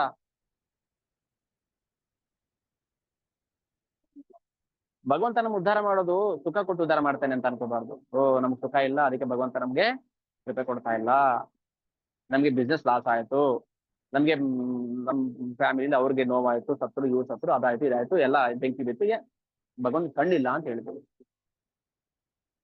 ನಮ್ಮಲ್ಲಿ ನಮ್ಮ ಹೃದಯದಲ್ಲಿ ಏನಾದ್ರು ಒಂದು ಕಿಂಚಿತ್ತು ಭಗವಂತ ಮೇಲೆ ಪ್ರೀತಿ ಅನ್ನೋದು ಇದ್ದಿದ್ರೆ ಅದಾಗಿದ್ರಿಂದ ನನಗೆ ಒಳ್ಳೇದೇ ಆಗ್ತಾ ಇದೆಯಲ್ಲ ಅಂತ ಭಾವಿಸ್ತಾ ಇದ್ದ. ಅದಾಗಿದ್ರಿಂದ ನನ್ ಭಕ್ತಿ ಮಾಡಕ್ಕೆ ಅನುಕೂಲ ಆಗ್ತಾ ಇದೆಯಲ್ಲ, ಒಳ್ಳೇದಾಯ್ತಲ್ಲ. ಅದಿದ್ರೆ ನಾನು ಭಕ್ತಿ ಮಾಡಕ್ ಆಗ್ತಾ ಇತ್ತಾ? ಭಗವಂತ ನನ್ಗೆ ಒಳ್ಳೇದೇ ಮಾಡಿದಾನೆ ಅಂತ ಅನ್ಕೋತಾ ಇದ್ದ. ಯಾರು ಹೃದಯದಲ್ಲಿ ಕಿಂಚಿತ್ ಸುಕೃತಿ ಇದ್ದಿದ್ರೆ, ಭಕ್ತಿ ಸುಕೃತಿ ಇದ್ದಿದ್ರೆ ಆ ತರ ಅನ್ಕೊಳ್ತಾ ಇದ್ದ. ಯಾರಿಗೆ ಅದಿರೋದಿಲ್ಲ ಅಂತವ್ರಿಗೆ ಏನಿಸುತ್ತೆ, ಏನ್ ದೇವ್ರಿ ಏನ್ ಮಾಡಿದ್ರು ವೇಸ್ಟ್, ಅದು ಮಾಡ್ದೆ ಇದು ಮಾಡ್ದೆ, ತುಪ್ಪ ದೀಪ ಅಷ್ಟೇ ದಿನ ಬೆಳಿಗ್ಗೆ ಸಾಯಂಕಾಲ ಏನ್ ಮಾಡ್ದ ನನ್ಗೆ ದೇವ್ರು? ರಘುದಾಸ ಕೇಳ್ತಾನೆ, ನೀನು ಯಾರ್ ಸೇವೆ ಮಾಡೋ ಅವಶ್ಯಕತೆ ಇಲ್ಲ. ನೀ ಯಾಕೆ ಸೇವೆ ಮಾಡ್ಬೇಕಪ್ಪ? ಇವಾಗ ಕಾಯಿಲೆ ಬಂದಿದೆ ರಘುಗೆ, ಯಾಕೆ ಸೇವೆ ಮಾಡ್ಬೇಕು ನೀನು? ಓಂ ರಾಮ್ ರೀಂ ರೂಂ ಕಾಯಿಲೆ ವಾಸಿ ಆಗ್ಲಿ ಅಂದ್ರೆ ವಾಸಿ ಆಗ್ತಿರ್ಲಿಲ್ವಾ? ಅದು ಬೇಕಾಗಿರಲಿಲ್ಲ. ಭಗವಂತನ ಮಂತ್ರ ಹೇಳೋದು ಬೇಕಾಗಿಲ್ಲ. ಕಣ್ ಸನ್ನೆಯಿಂದ ತಮ್ಮ ಭಕ್ತರ ಕಷ್ಟಗಳನ್ನ ದೂರ ಮಾಡ್ಬೋದು ಅವನು. ರಘು ಭಗವಂತನ ಕೇಳ್ತಾನೆ, ಓ ಜಗನ್ನಾಥ, ಅಲ್ಲಪ್ಪ ನೀನ್ ಮನ್ಸ್ ಮಾಡಿದ್ರೆ ನನ್ ಕಾಯಿಲೆನ ವಾಸಿ ಮಾಡ್ಬಿಡ್ಬೋದಿತ್ತಲ್ಲ, ಯಾಕೆ ಹಾರೈಕೆ ಮಾಡ್ತಾ ಇದೀಯ ಅದೇಳು? ದಿನ ಬರ್ತೀಯ, ಸ್ನಾನ ಮಾಡಿಸ್ತೀಯ, ಮಲಮೂತ್ರ ಕ್ಲೀನ್ ಮಾಡ್ತೀಯ, ಗಲೀಜನ್ನೆಲ್ಲ ಕ್ಲೀನ್ ಮಾಡ್ತೀಯ, ಮೈಗೆಲ್ಲ ಚಂದನ ಹಚ್ತೀಯ. ಸನಾತನ ಗೋಸ್ವಾಮಿಯವರು ಚೈತನ್ಯ ಮಹಾಪ್ರಭುಗಳ ಹತ್ರ ಬಂದಾಗ 120 ಬದುಕಿದ್ರು ಅವರು. ತಮ್ಮ ಇಳಿ ವಯಸ್ಸಲ್ಲಿ ಅವ್ರಿಗೆ ಚರ್ಮ ರೋಗ ಬಂದ್ಬಿಟ್ಟಿರುತ್ತೆ. ಎಷ್ಟು ಮಟ್ಟಿಗೆ ಅಂದ್ರೆ ಚರ್ಮ ದೇಹದಿಂದ ದುರ್ಗಂಧ ಬರ್ತಿರುತ್ತೆ. ಸನಾತನ ಗೋಸ್ವಾಮಿ ಚೈತನ್ಯ ಮಹಾಪ್ರಭು ಸನಾತನ ಗೋಸ್ವಾಮಿ ಕೇಳ್ತಾರೆ, ಓ ಭಗವಂತ, ನಾನೊಬ್ಬ ನೀಚ, ನಾನು ಏನ್ ಕೆಟ್ಟ ಕರ್ಮ ಮಾಡಿದ್ನ ಗೊತ್ತಿಲ್ಲ, ನನಗೆ ಈ ಕಾಯಿಲೆ ಬಂದಿದೆ. ಚೈತನ್ಯ ಮಹಾಪ್ರಭು ಬಾಜಿ ತಬ್ಕೊಂಡ್ಬಿಡ್ತಾರೆ ಅವ್ರನ್ನ. ಈಗ ಕುಷ್ಠರೋಗನೋ ಏನೋ ಬಂದಿದೆ, ಕೆಟ್ಟ ರೋಗ ಏನೋ ಬಂದಿದೆ, ಹತ್ರ ಹೋಗ್ತೀವ ನಾವು. ಈ ಕೊರೋನಾ ಟೈಮಲ್ಲಿ ಎಷ್ಟು ಜನ ಗಂಡ ಹೆಂಡತಿ ಮಕ್ಕಳು ಹತ್ರ ಹೋದ್ವಿ ನಾವು. ದೂರ ಇರ್ಬೇಕು ದೂರ ಇರ್ಬೇಕು, ನಮಗೂ ಬಂದ್ಬಿಡುತ್ತೆ. ಆದ್ರೆ ಭಗವಂತ ಅಷ್ಟು ಹ್ಮ್ ಕಠೋರ ಹೃದಯ ಅಲ್ಲ, ತನ್ನ ಭಕ್ತನ್ ಯಾವ ಕಾರಣಕ್ಕೂ ಬಿಟ್ಕೊಡೋದಿಲ್ಲ. ಹಂಗ್ ಮಾಡಿದ ತಕ್ಷಣ ಆ ದೇಹದಿಂದ ಕೀವು ಬರ್ತಾ ಇತ್ತು, ಸನಾತನ ಗೋಸ್ವಾಮಿಗಳ ದೇಹದಿಂದ ರಕ್ತ ಕೀವು ಬರ್ತಾ ಇತ್ತು. ಅಷ್ಟು ದೊಡ್ಡ ಕಾಯಿಲೆ ಬಂದಿದೆ. ಅದು ಕಾಯಿಲೆ ಅಲ್ಲ, ಅದು ಭೌತಿಕ ರೋಗ ಅಲ್ಲ. ಅದು ರಘುದಾಸ ಎಷ್ಟು ವಿನಮ್ರವಾಗಿ ಕೇಳ್ತಾನೆ, ಎಲ್ಲ ಜಗನ್ನಾಥ ನೀನ್ ಮನಸ್ಸು ಮಾಡಿದ್ರೆ ಆ ಕಾಯಿಲೆ ವಾಸಿ ಮಾಡ್ಬೋದಿತ್ತಲ್ಲ, ನನ್ನಂತ ಅವ್ನು ಸೇವೆ ಮಾಡುವಂತ ದುರ್ಗತಿ ಯಾಕೆ ನಿನಗೆ ಅಂತ ಕೇಳ್ತಾನೆ. ಹೌದೌದಪ್ಪ ನೀ ಹೇಳ್ತಾರ ಸರಿ, ನಾನೇನೋ ಕಾಯಿಲೆ ವಾಸಿ ಮಾಡ್ಬೋದಿತ್ತು, ಆದರೆ ನಾನು ಕಾಯಿಲೆ ವಾಸಿ ಮಾಡ್ಬಿಟ್ರೆ ನಿನ್ನ ಪ್ರಾರಬ್ಧ ಕರ್ಮಗಳು ಹಾಗೆ ಉಳ್ಕೊಂಡಿರುತ್ತಲ್ಲಪ್ಪ, ಅದಿದ್ಕೊಂಡಿದ್ರೆ ನನ್ನ ಧಾಮ ಕರ್ಕೊಂಡು ಹೋಗಕ್ ಆಗೋದಿಲ್ಲಲ್ಲ. ಪ್ರಾರಬ್ಧ ಕರ್ಮ ಒಂದು ಕಿಂಚಿತ್ತಿದ್ರು ಕೂಡ ಭಗವಂತ ಧಾಮ ಕರ್ಕೊಂಡು ಹೋಗೋದಿಲ್ಲ, ಜ್ಞಾಪಕ ಇರ್ಲಿ. ಏನ್ ಬರುತ್ತೋ ಅದನ್ನ ಖುಷಿಯಿಂದ ಸ್ವೀಕಾರ ಮಾಡ್ಬೇಕು, ನೋವಾಗ್ಲಿ ಸಾವಾಗ್ಲಿ ಏನೇ ಆಗ್ಲಿ. ನಾವು ಭಕ್ತಿ ಮಾಡ್ಬೇಕು, ನಮಗೆ ಕೃಷ್ಣ ಬೇಕು, ನಮ್ಗೆ ಭಗವಂತ ಬೇಕು ಅಂದ್ರೆ ನಮ್ಮ ಪಾಪಗಳನ್ನ ಪ್ರಾರಬ್ಧ ಸಂಚಿತ ನಾಶ ಆಗ್ಬಿಟ್ಟಿದೆ. ಯಾಕಂದ್ರೆ ಭಗವಂತ ಮುಟ್ಟಿದ ತಕ್ಷಣ ಸಂಚಿತ ಪಾಪ ಎಲ್ಲ ನಾಶ ಆಯ್ತು, ಆಗಾಮಿ ಕರ್ಮಗಳ ನಾಶ ಆಯ್ತು. ಇನ್ನು ಉಳ್ಕೊಂಡಿದ್ದು ಒಂದು ಪ್ರಾರಬ್ಧ ಕರ್ಮ. ಏನ್ ವ್ಯತ್ಯಾಸ ಪ್ರಾರಬ್ಧ ಸಂಚಿತ ಆಗಾಮಿ ಅಂದ್ರೆ? ಕರ್ಮ ಫಲದಲ್ಲಿ 3 ತರ. ಒಂದು ಸಂಚಿತ ಕರ್ಮ ಫಲಗಳು, ಎಷ್ಟೋ ಜನ್ಮದಿಂದ ನಾವು ಸಂಚಿತ ಅಂದ್ರೆ ಸಂಪಾದನೆ ಮಾಡಿರೋದು ಅಂತ. ಸಂಚಯ, ಧನ ಸಂಚಯ ಅಂದ್ರೆ ದುಡ್ಡು ಸಂಪಾದನೆ. ಆಗ ನಾವು ಸಂಪಾದನೆ ಮಾಡಿ ಇಟ್ಕೊಂಡಿದ್ವಿ ಏನನ್ನ? ಪಾಪ ಕರ್ಮಗಳನ್ನ. ಪಾಪ ಆಗ್ಲಿ ಪುಣ್ಯ ಆಗ್ಲಿ ಅನೇಕ ಜನ್ಮಗಳಿಂದ ಮಾಡಿದ್ದು ಶೇಖರಣೆ ಮಾಡಿ ಇಟ್ಕೊಂಡಿರ್ತೇವಲ್ವಾ, ಇದನ್ನ ಸಂಚಿತ ಫಲ ಅಂತ ಹೇಳ್ತೀವಿ, ಮತ್ತು ಸಂಚಿತ ಕರ್ಮ ಫಲ. ಅದು ನಾಶ ಆಯ್ತು. ಆಗಾಮಿ ಕರ್ಮಗಳು ಅಂದ್ರೆ ನಾವು ಮುಂದೆ ಮಾಡುವಂತ ಕರ್ಮಗಳಿಗೂ ಫಲ ರೆಡಿ ಇದೆ. ನಾಳೆ ನಾನು ಏನ್ ಕರ್ಮ ಮಾಡ್ತೀನಿ ಅದಕ್ಕೆ ಫಲ ರೆಡಿ ಇದೆ. 9 ಗಂಟೆ ಎಷ್ಟು ಟೈಮು, ನೆಕ್ಸ್ಟ್ ಕ್ಷಣ ಏನ್ ಕರ್ಮ ಮಾಡ್ತೀನೋ, ಯಾಕಂದ್ರೆ ಕರ್ಮ ಡಿಸೈಡ್ ಆಗ್ಬಿಟ್ಟಿದೆ, ಇಲ್ಲಿಗೆ ಮಾಡ್ಬೇಕು ಅಂತ ಡಿಸೈಡ್ ಆಗ್ಬಿಟ್ಟಿದೆ, ಮಾಡ್ಕೊಂಡು ಹೋಗ್ತಾ ಇದೆ. ಅದಕ್ಕೆ ರಿಸಲ್ಟ್ ರೆಡಿ ಇದೆ. ಅದು ನಾಶ ಆಗ್ಬಿಡುತ್ತೆ. ಸಂಚಿತ ನಾಶ ಆಯ್ತು, ಆಗಾಮಿ ಕರ್ಮ ನಾಶ ಆಯ್ತು, ಉಳಿದಿದ್ದು ಪ್ರಾರಬ್ಧ. ಅದು ನಾವು ಈ ಜನ್ಮದಲ್ಲಿ ಅನುಭವಿಸ್ತಾ ಇರೋಂಥದ್ದು ಪ್ರಾರಬ್ಧ ಕರ್ಮ. ನಾವು ಹಣೆ ಚಚ್ಕೊಳ್ತೀವಲ್ಲ, ಅಯ್ಯೋ ನನ್ ಪ್ರಾರಬ್ಧ, ಅಯ್ಯೋ ನನ್ ಪ್ರಾರಬ್ಧ. ಹೌದು, ನಾವೇ ಮಾಡ್ಕೊಂಡಿರೋದು. ಯಾಕೆ ಹಣೆ ಚಚ್ಕೋಬೇಕು? ನಾವು ಬೇಕು ಅಂತ ಮಾಡ್ಕೊಂಡಿರ್ತೀವಿ. ಅದು ಹಣೆ ಚಚ್ಕೊಂಡ್ರೆ ಹೋಗ್ಬಿಡುತ್ತಾ? ದೇವಸ್ಥಾನ ಸುತ್ತಿದ್ರೆ ಹೋಗ್ಬಿಡುತ್ತಾ? ರಘುದಾಸನ್ ಹೋಯ್ತಾ ಪ್ರಾರಬ್ಧ ಕರ್ಮ? ಭಗವಂತ ಜೊತೆ ಆಟ ಆಡ್ದವನು ಅವನು. ನಾವ್ ಬಿಡಿ, ಎಲ್ಲೋ ಇದ್ದೀವಿ ನಾವು ಪಾತಾಳದಲ್ಲಿ. ನಾವು ಪಾತಾಳದಲ್ಲಿ ಎಲ್ಲೋ ಬಿದ್ದು ಒದ್ದಾಡ್ತಾ ಇದೀವಿ. ರಘುದಾಸ ಭಗವಂತನ ಜೊತೆ ಖುಷಿಯಿಂದ ಲೀಲೆ ಮಾಡಿದವನು. ಅವನ್ ಜೀವನದಲ್ಲೇನೆ ಪ್ರಾರಬ್ಧ ಕರ್ಮ ಬಿಡ್ಲಿಲ್ಲ ಅಂದ್ರೆ ನಮ್ದು ನಿಮ್ದು ಯಾವ್ದಪ್ಪ? ಅಷ್ಟಾದ್ರೂ ದುರಾಂಕಾರ ಹೋಗಲ್ವಲ್ಲ ನಮ್ಗೆ, ಅದು ಹೇಳಿ. ಇಷ್ಟಾದ್ರೂ ನಮ್ಮ ದುರಾಂಕಾರ, ದುರಭಿಮಾನ ಹೋಗೋದಿಲ್ವಲ್ಲ? ಯಾವ ಹೋಗುತ್ತೆ ನಮ್ಗೆ? ಅಥವಾ ಎಷ್ಟು ಜನ್ಮ ನಾವು ಹಿಂಗ್ ಒದ್ದಾಡ್ಬೇಕು ಹಾಸಿಗೆ ಹಿಡಿದು? ಅವ್ನ್ ಭಕ್ತ, ಅದಕ್ಕೆ ಭಗವಂತ ಬಂದು ಸೇವೆ ಮಾಡ್ತಾನೆ. ನಾವು ಭಕ್ತರಲ್ಲ, ನಮ್ಗೆ ಯಾರು ಸೇವೆ ಮಾಡ್ಬೇಕು? ನರ್ಸ, ಡಾಕ್ಟರ್ಗಳ?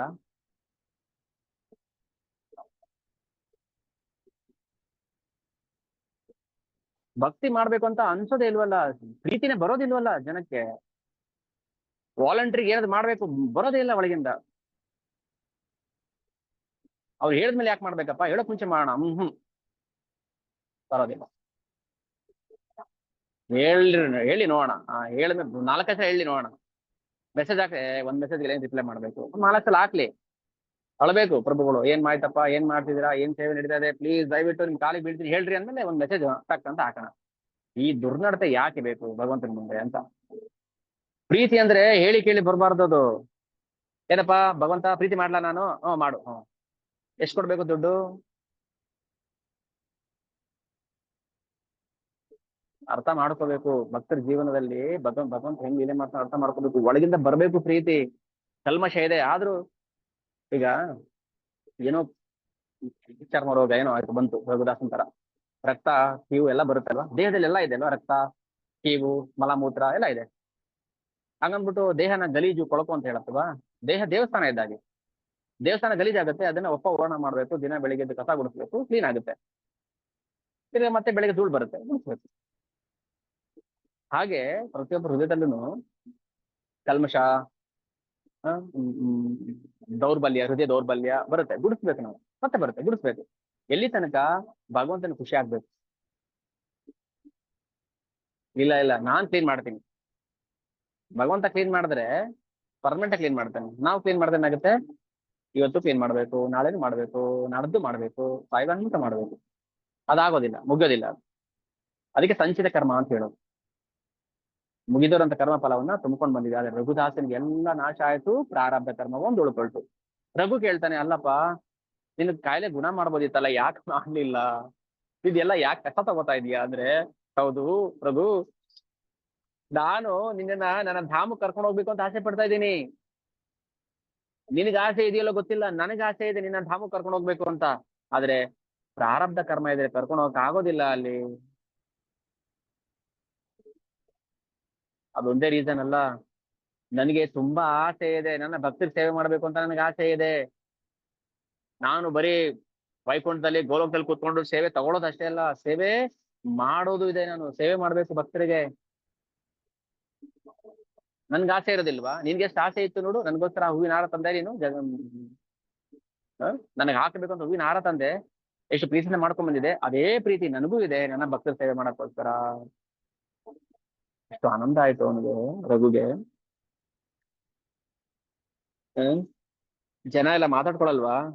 ಏನ್ ದೇವ್ರಪ್ಪ ಇವನು, ದೇವ್ರ ಇವನು, ಆಟ ಆಡುವಾಗ ಆಟ ಆಡ್ತಾ ಇದ್ದ, ಈಗ ಕಾಯಿಲೆ ಕೊಟ್ಬಿಟ್ಟು ಕೂತಿದ್ದಾನೆ ಅಂತ ಅನ್ಕೊಳ್ಳೋದಿಲ್ವಾ ಜನರು? ಆಟ ಆಡುವಾಗ ಚೆನ್ನಾಗಿತ್ತು, ಆಟ ಆಡ್ತಾ ಇದ್ದ, ಇವಾಗ ಕಾಯಿಲೆ ಕೊಟ್ಟು ಕೂರ್ಸಿದ್ಯಾ ಅಂತ ಅನ್ಕೊಳ್ಳೋದಿಲ್ವಾ? ಅದಕ್ಕೂ ಒಂದು ಕಾರಣ ಇರುತ್ತೆ. ನೋಡೋಣ ಜನರು ನನ್ನನ್ನು ಹೆಂಗೆ ಭಕ್ತಿ ಮಾಡ್ತಾರೆ. ಚೆನ್ನಾಗಿದ್ದಾಗ ಯಾರು ಭಗವಂತನ ಬಯೋದಿಲ್ಲ. ಯಾವಾಗ ಕಷ್ಟ ಕೊಡ್ತಾನೆ ಭಗವಂತ, ಅವಾಗ ದೇವ್ರು ಸರಿ ಇಲ್ಲ, ನೋಡ್ರಿ ರಘುಗೆ ಹೆಂಗ್ ಮಾಡಿದಾನೆ ಪಾಪ, ಇದೆಲ್ಲ ಮಾಡೋ ಸರಿನಾ ಅವನು, ಅವನಿಗೇನ್ ಕಣ್ಣಿದ್ಯಾ ಅಂತ ಅಂದ್ಬಿಡ್ತೀವಿ ನಾವು. ಹೀಗೆ ಭಗವಂತ ಹೇಳ್ತಾನೆ ಭಗವದ್ಗೀತೆ ಭಾಗವತಮಲ್ಲಿ, ನನಗೂ ನನ್ನ ಭಕ್ತರ ನಡುವೆ ಯಾವ ವ್ಯತ್ಯಾಸ ಇಲ್ಲ.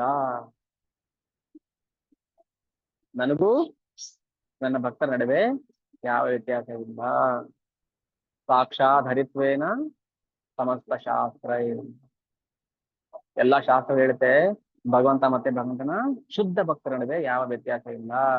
ಅದಕ್ಕೆ ನಾವೇ ಭಗವಂತರಲ್ಲ, ಭಗವಂತರ ಶುದ್ಧ ಭಕ್ತರ ಆಗ್ಬೇಕು ಅನ್ನೋ ಇಚ್ಛೆ ಪಡ್ಬೇಕು ನಾವು ಅಷ್ಟೇನೆ. ನಾವು ಭಕ್ತರಲ್ಲ, ಭಕ್ತರು ಆಗ್ಬೇಕು ಅನ್ನೋ ಇಚ್ಛೆ ಇದೆ ನಮಗೆ ಅಷ್ಟೇನೆ. ಶುದ್ಧ ಭಕ್ತರಾಗ್ಬೇಕು, ಪ್ರೇಮ ಭಕ್ತರಾಗ್ಬೇಕು. ನಾವೇನ್ ಮಾಡ್ತಾ ಇದೀವಿ ಏನು ಅಲ್ಲ ಅನಿಸ್ಬೇಕು ನಮಗೆ ಮೊದ್ಲು. ನಾವೇನು ಮಾಡ್ತಾ ಇಲ್ಲ, ಭಗವಂತ ಏನ್ ಮಾಡ್ತಾ ಇದೀವಿ ನಾವು ಹೇಳಿ ನೋಡ. ಭಗವಂತರಿಗೋಸ್ಕರ ಏನ್ ಮಾಡ್ತಾ ಇದೀವಿ? ದೇವಸ್ಥಾನ ಕಟ್ಸಿದೀವಿ, ದೇವಸ್ಥಾನ ಕಟ್ಟಿದ್ನ ನೀವು ಭಗವಂತರಿಗೋಸ್ಕರ ಅಲ್ಲ, ನಿಮ್ಗೋಸ್ಕರ. ಪೂಜೆ ಮಾಡ್ತಿದೀವಿ, ಪೂಜೆ ಮಾಡೋದ್ ಭಗವಂತರಿಗೋಸ್ಕರ ಅಲ್ಲ, ನಿಮ್ಗೋಸ್ಕರ. ಪ್ರತಿ ವರ್ಷ ಸತ್ಯನಾರಾಯಣ ಸ್ವಾಮಿ ಪೂಜೆ ಮಾಡ್ತೀವಿ, ಅವನಿಗೋಸ್ಕರ, ನಿಮ್ಗೋಸ್ಕರ. ಹೆಂಡತಿ ಮಕ್ಕಳು ಕಷ್ಟಪಟ್ಟು ಸಾಕ್ತಿವಿ, ನಿಮಗೋಸ್ಕರ.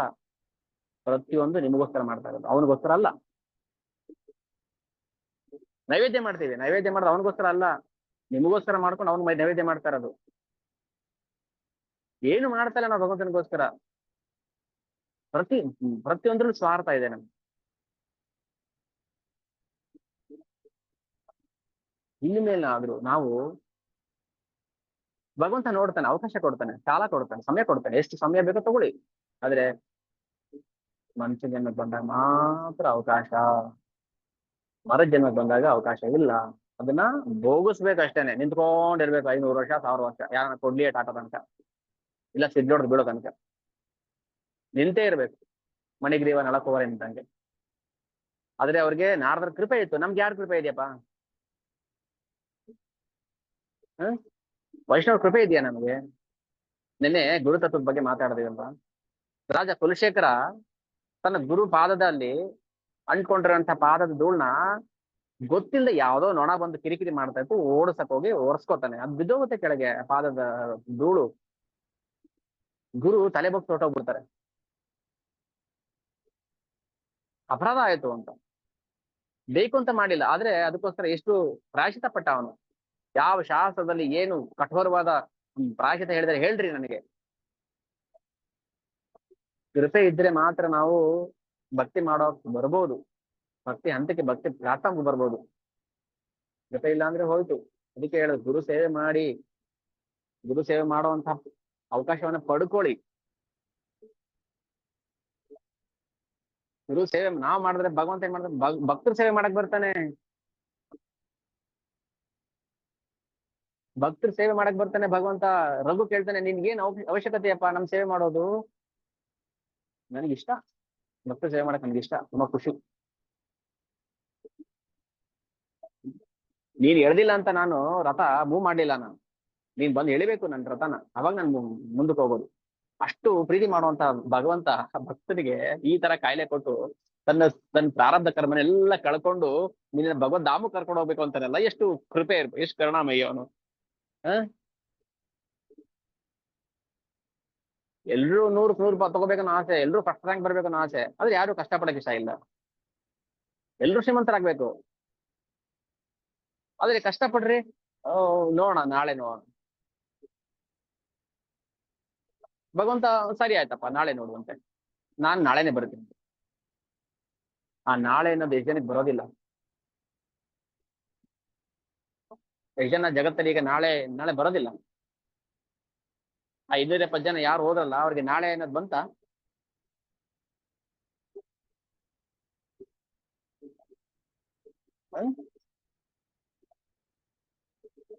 ಪ್ರತಿಯೊಂದು ಭಗವಂತನ ಮೇಲ್ವಿಚಾರಣೆ ನಡೀತಾ ಇರುತ್ತೆ. ಮನುಷ್ಯ ಮಾಡಿರೋದೊಂದು ಅದೊಂದು ಲೋಹದ ಅಕ್ಕಿ. ಅದು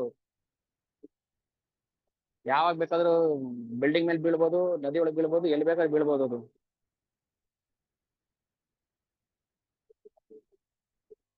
ಅದಕ್ಕೆ ಭಗವಂತನ ಕಥೆ ಕೇಳ್ತಾ ಕೇಳ್ತಾ ಪ್ರಾಣ ಹೋಗಿ ಪರವಾಗಿಲ್ಲ.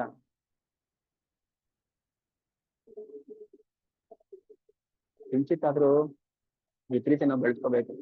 ಅದಕ್ಕೆ ಹೇಳಿದೆ, ಯಾಕೆ ಜಗನ್ನಾಥ ಲೀಲೆಗಳು ಓದ್ತಾ ಇದ್ರೆ ಮೈ ಸುಮ್ಮಂದು ಬಿಡುತ್ತೆ ನಮ್ಗೆ.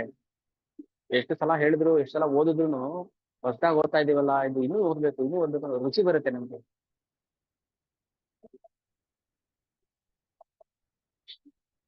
ಅದಕ್ಕೆ ಹೇಳೋದು, ಯಾರು ಫಸ್ಟ್ ಟೈಮ್ ಲೀಲೆ ಕೇಳ್ತಾ ಇದೀರಾ, ಏನ್ ಅನ್ಸುತ್ತೋ ಗೊತ್ತಿಲ್ಲ, ಆದ್ರೆ ಒಂದಂತೂ ಸತ್ಯ, ಹೃದಯದಲ್ಲಿರುವಂತಹ ಮಾಲಿನ್ಯ ಕಲ್ಮಶ ಮಾತ್ರ ದೂರ ಆಗುತ್ತೆ. ಅದಂತೂ 100% ಸತ್ಯ.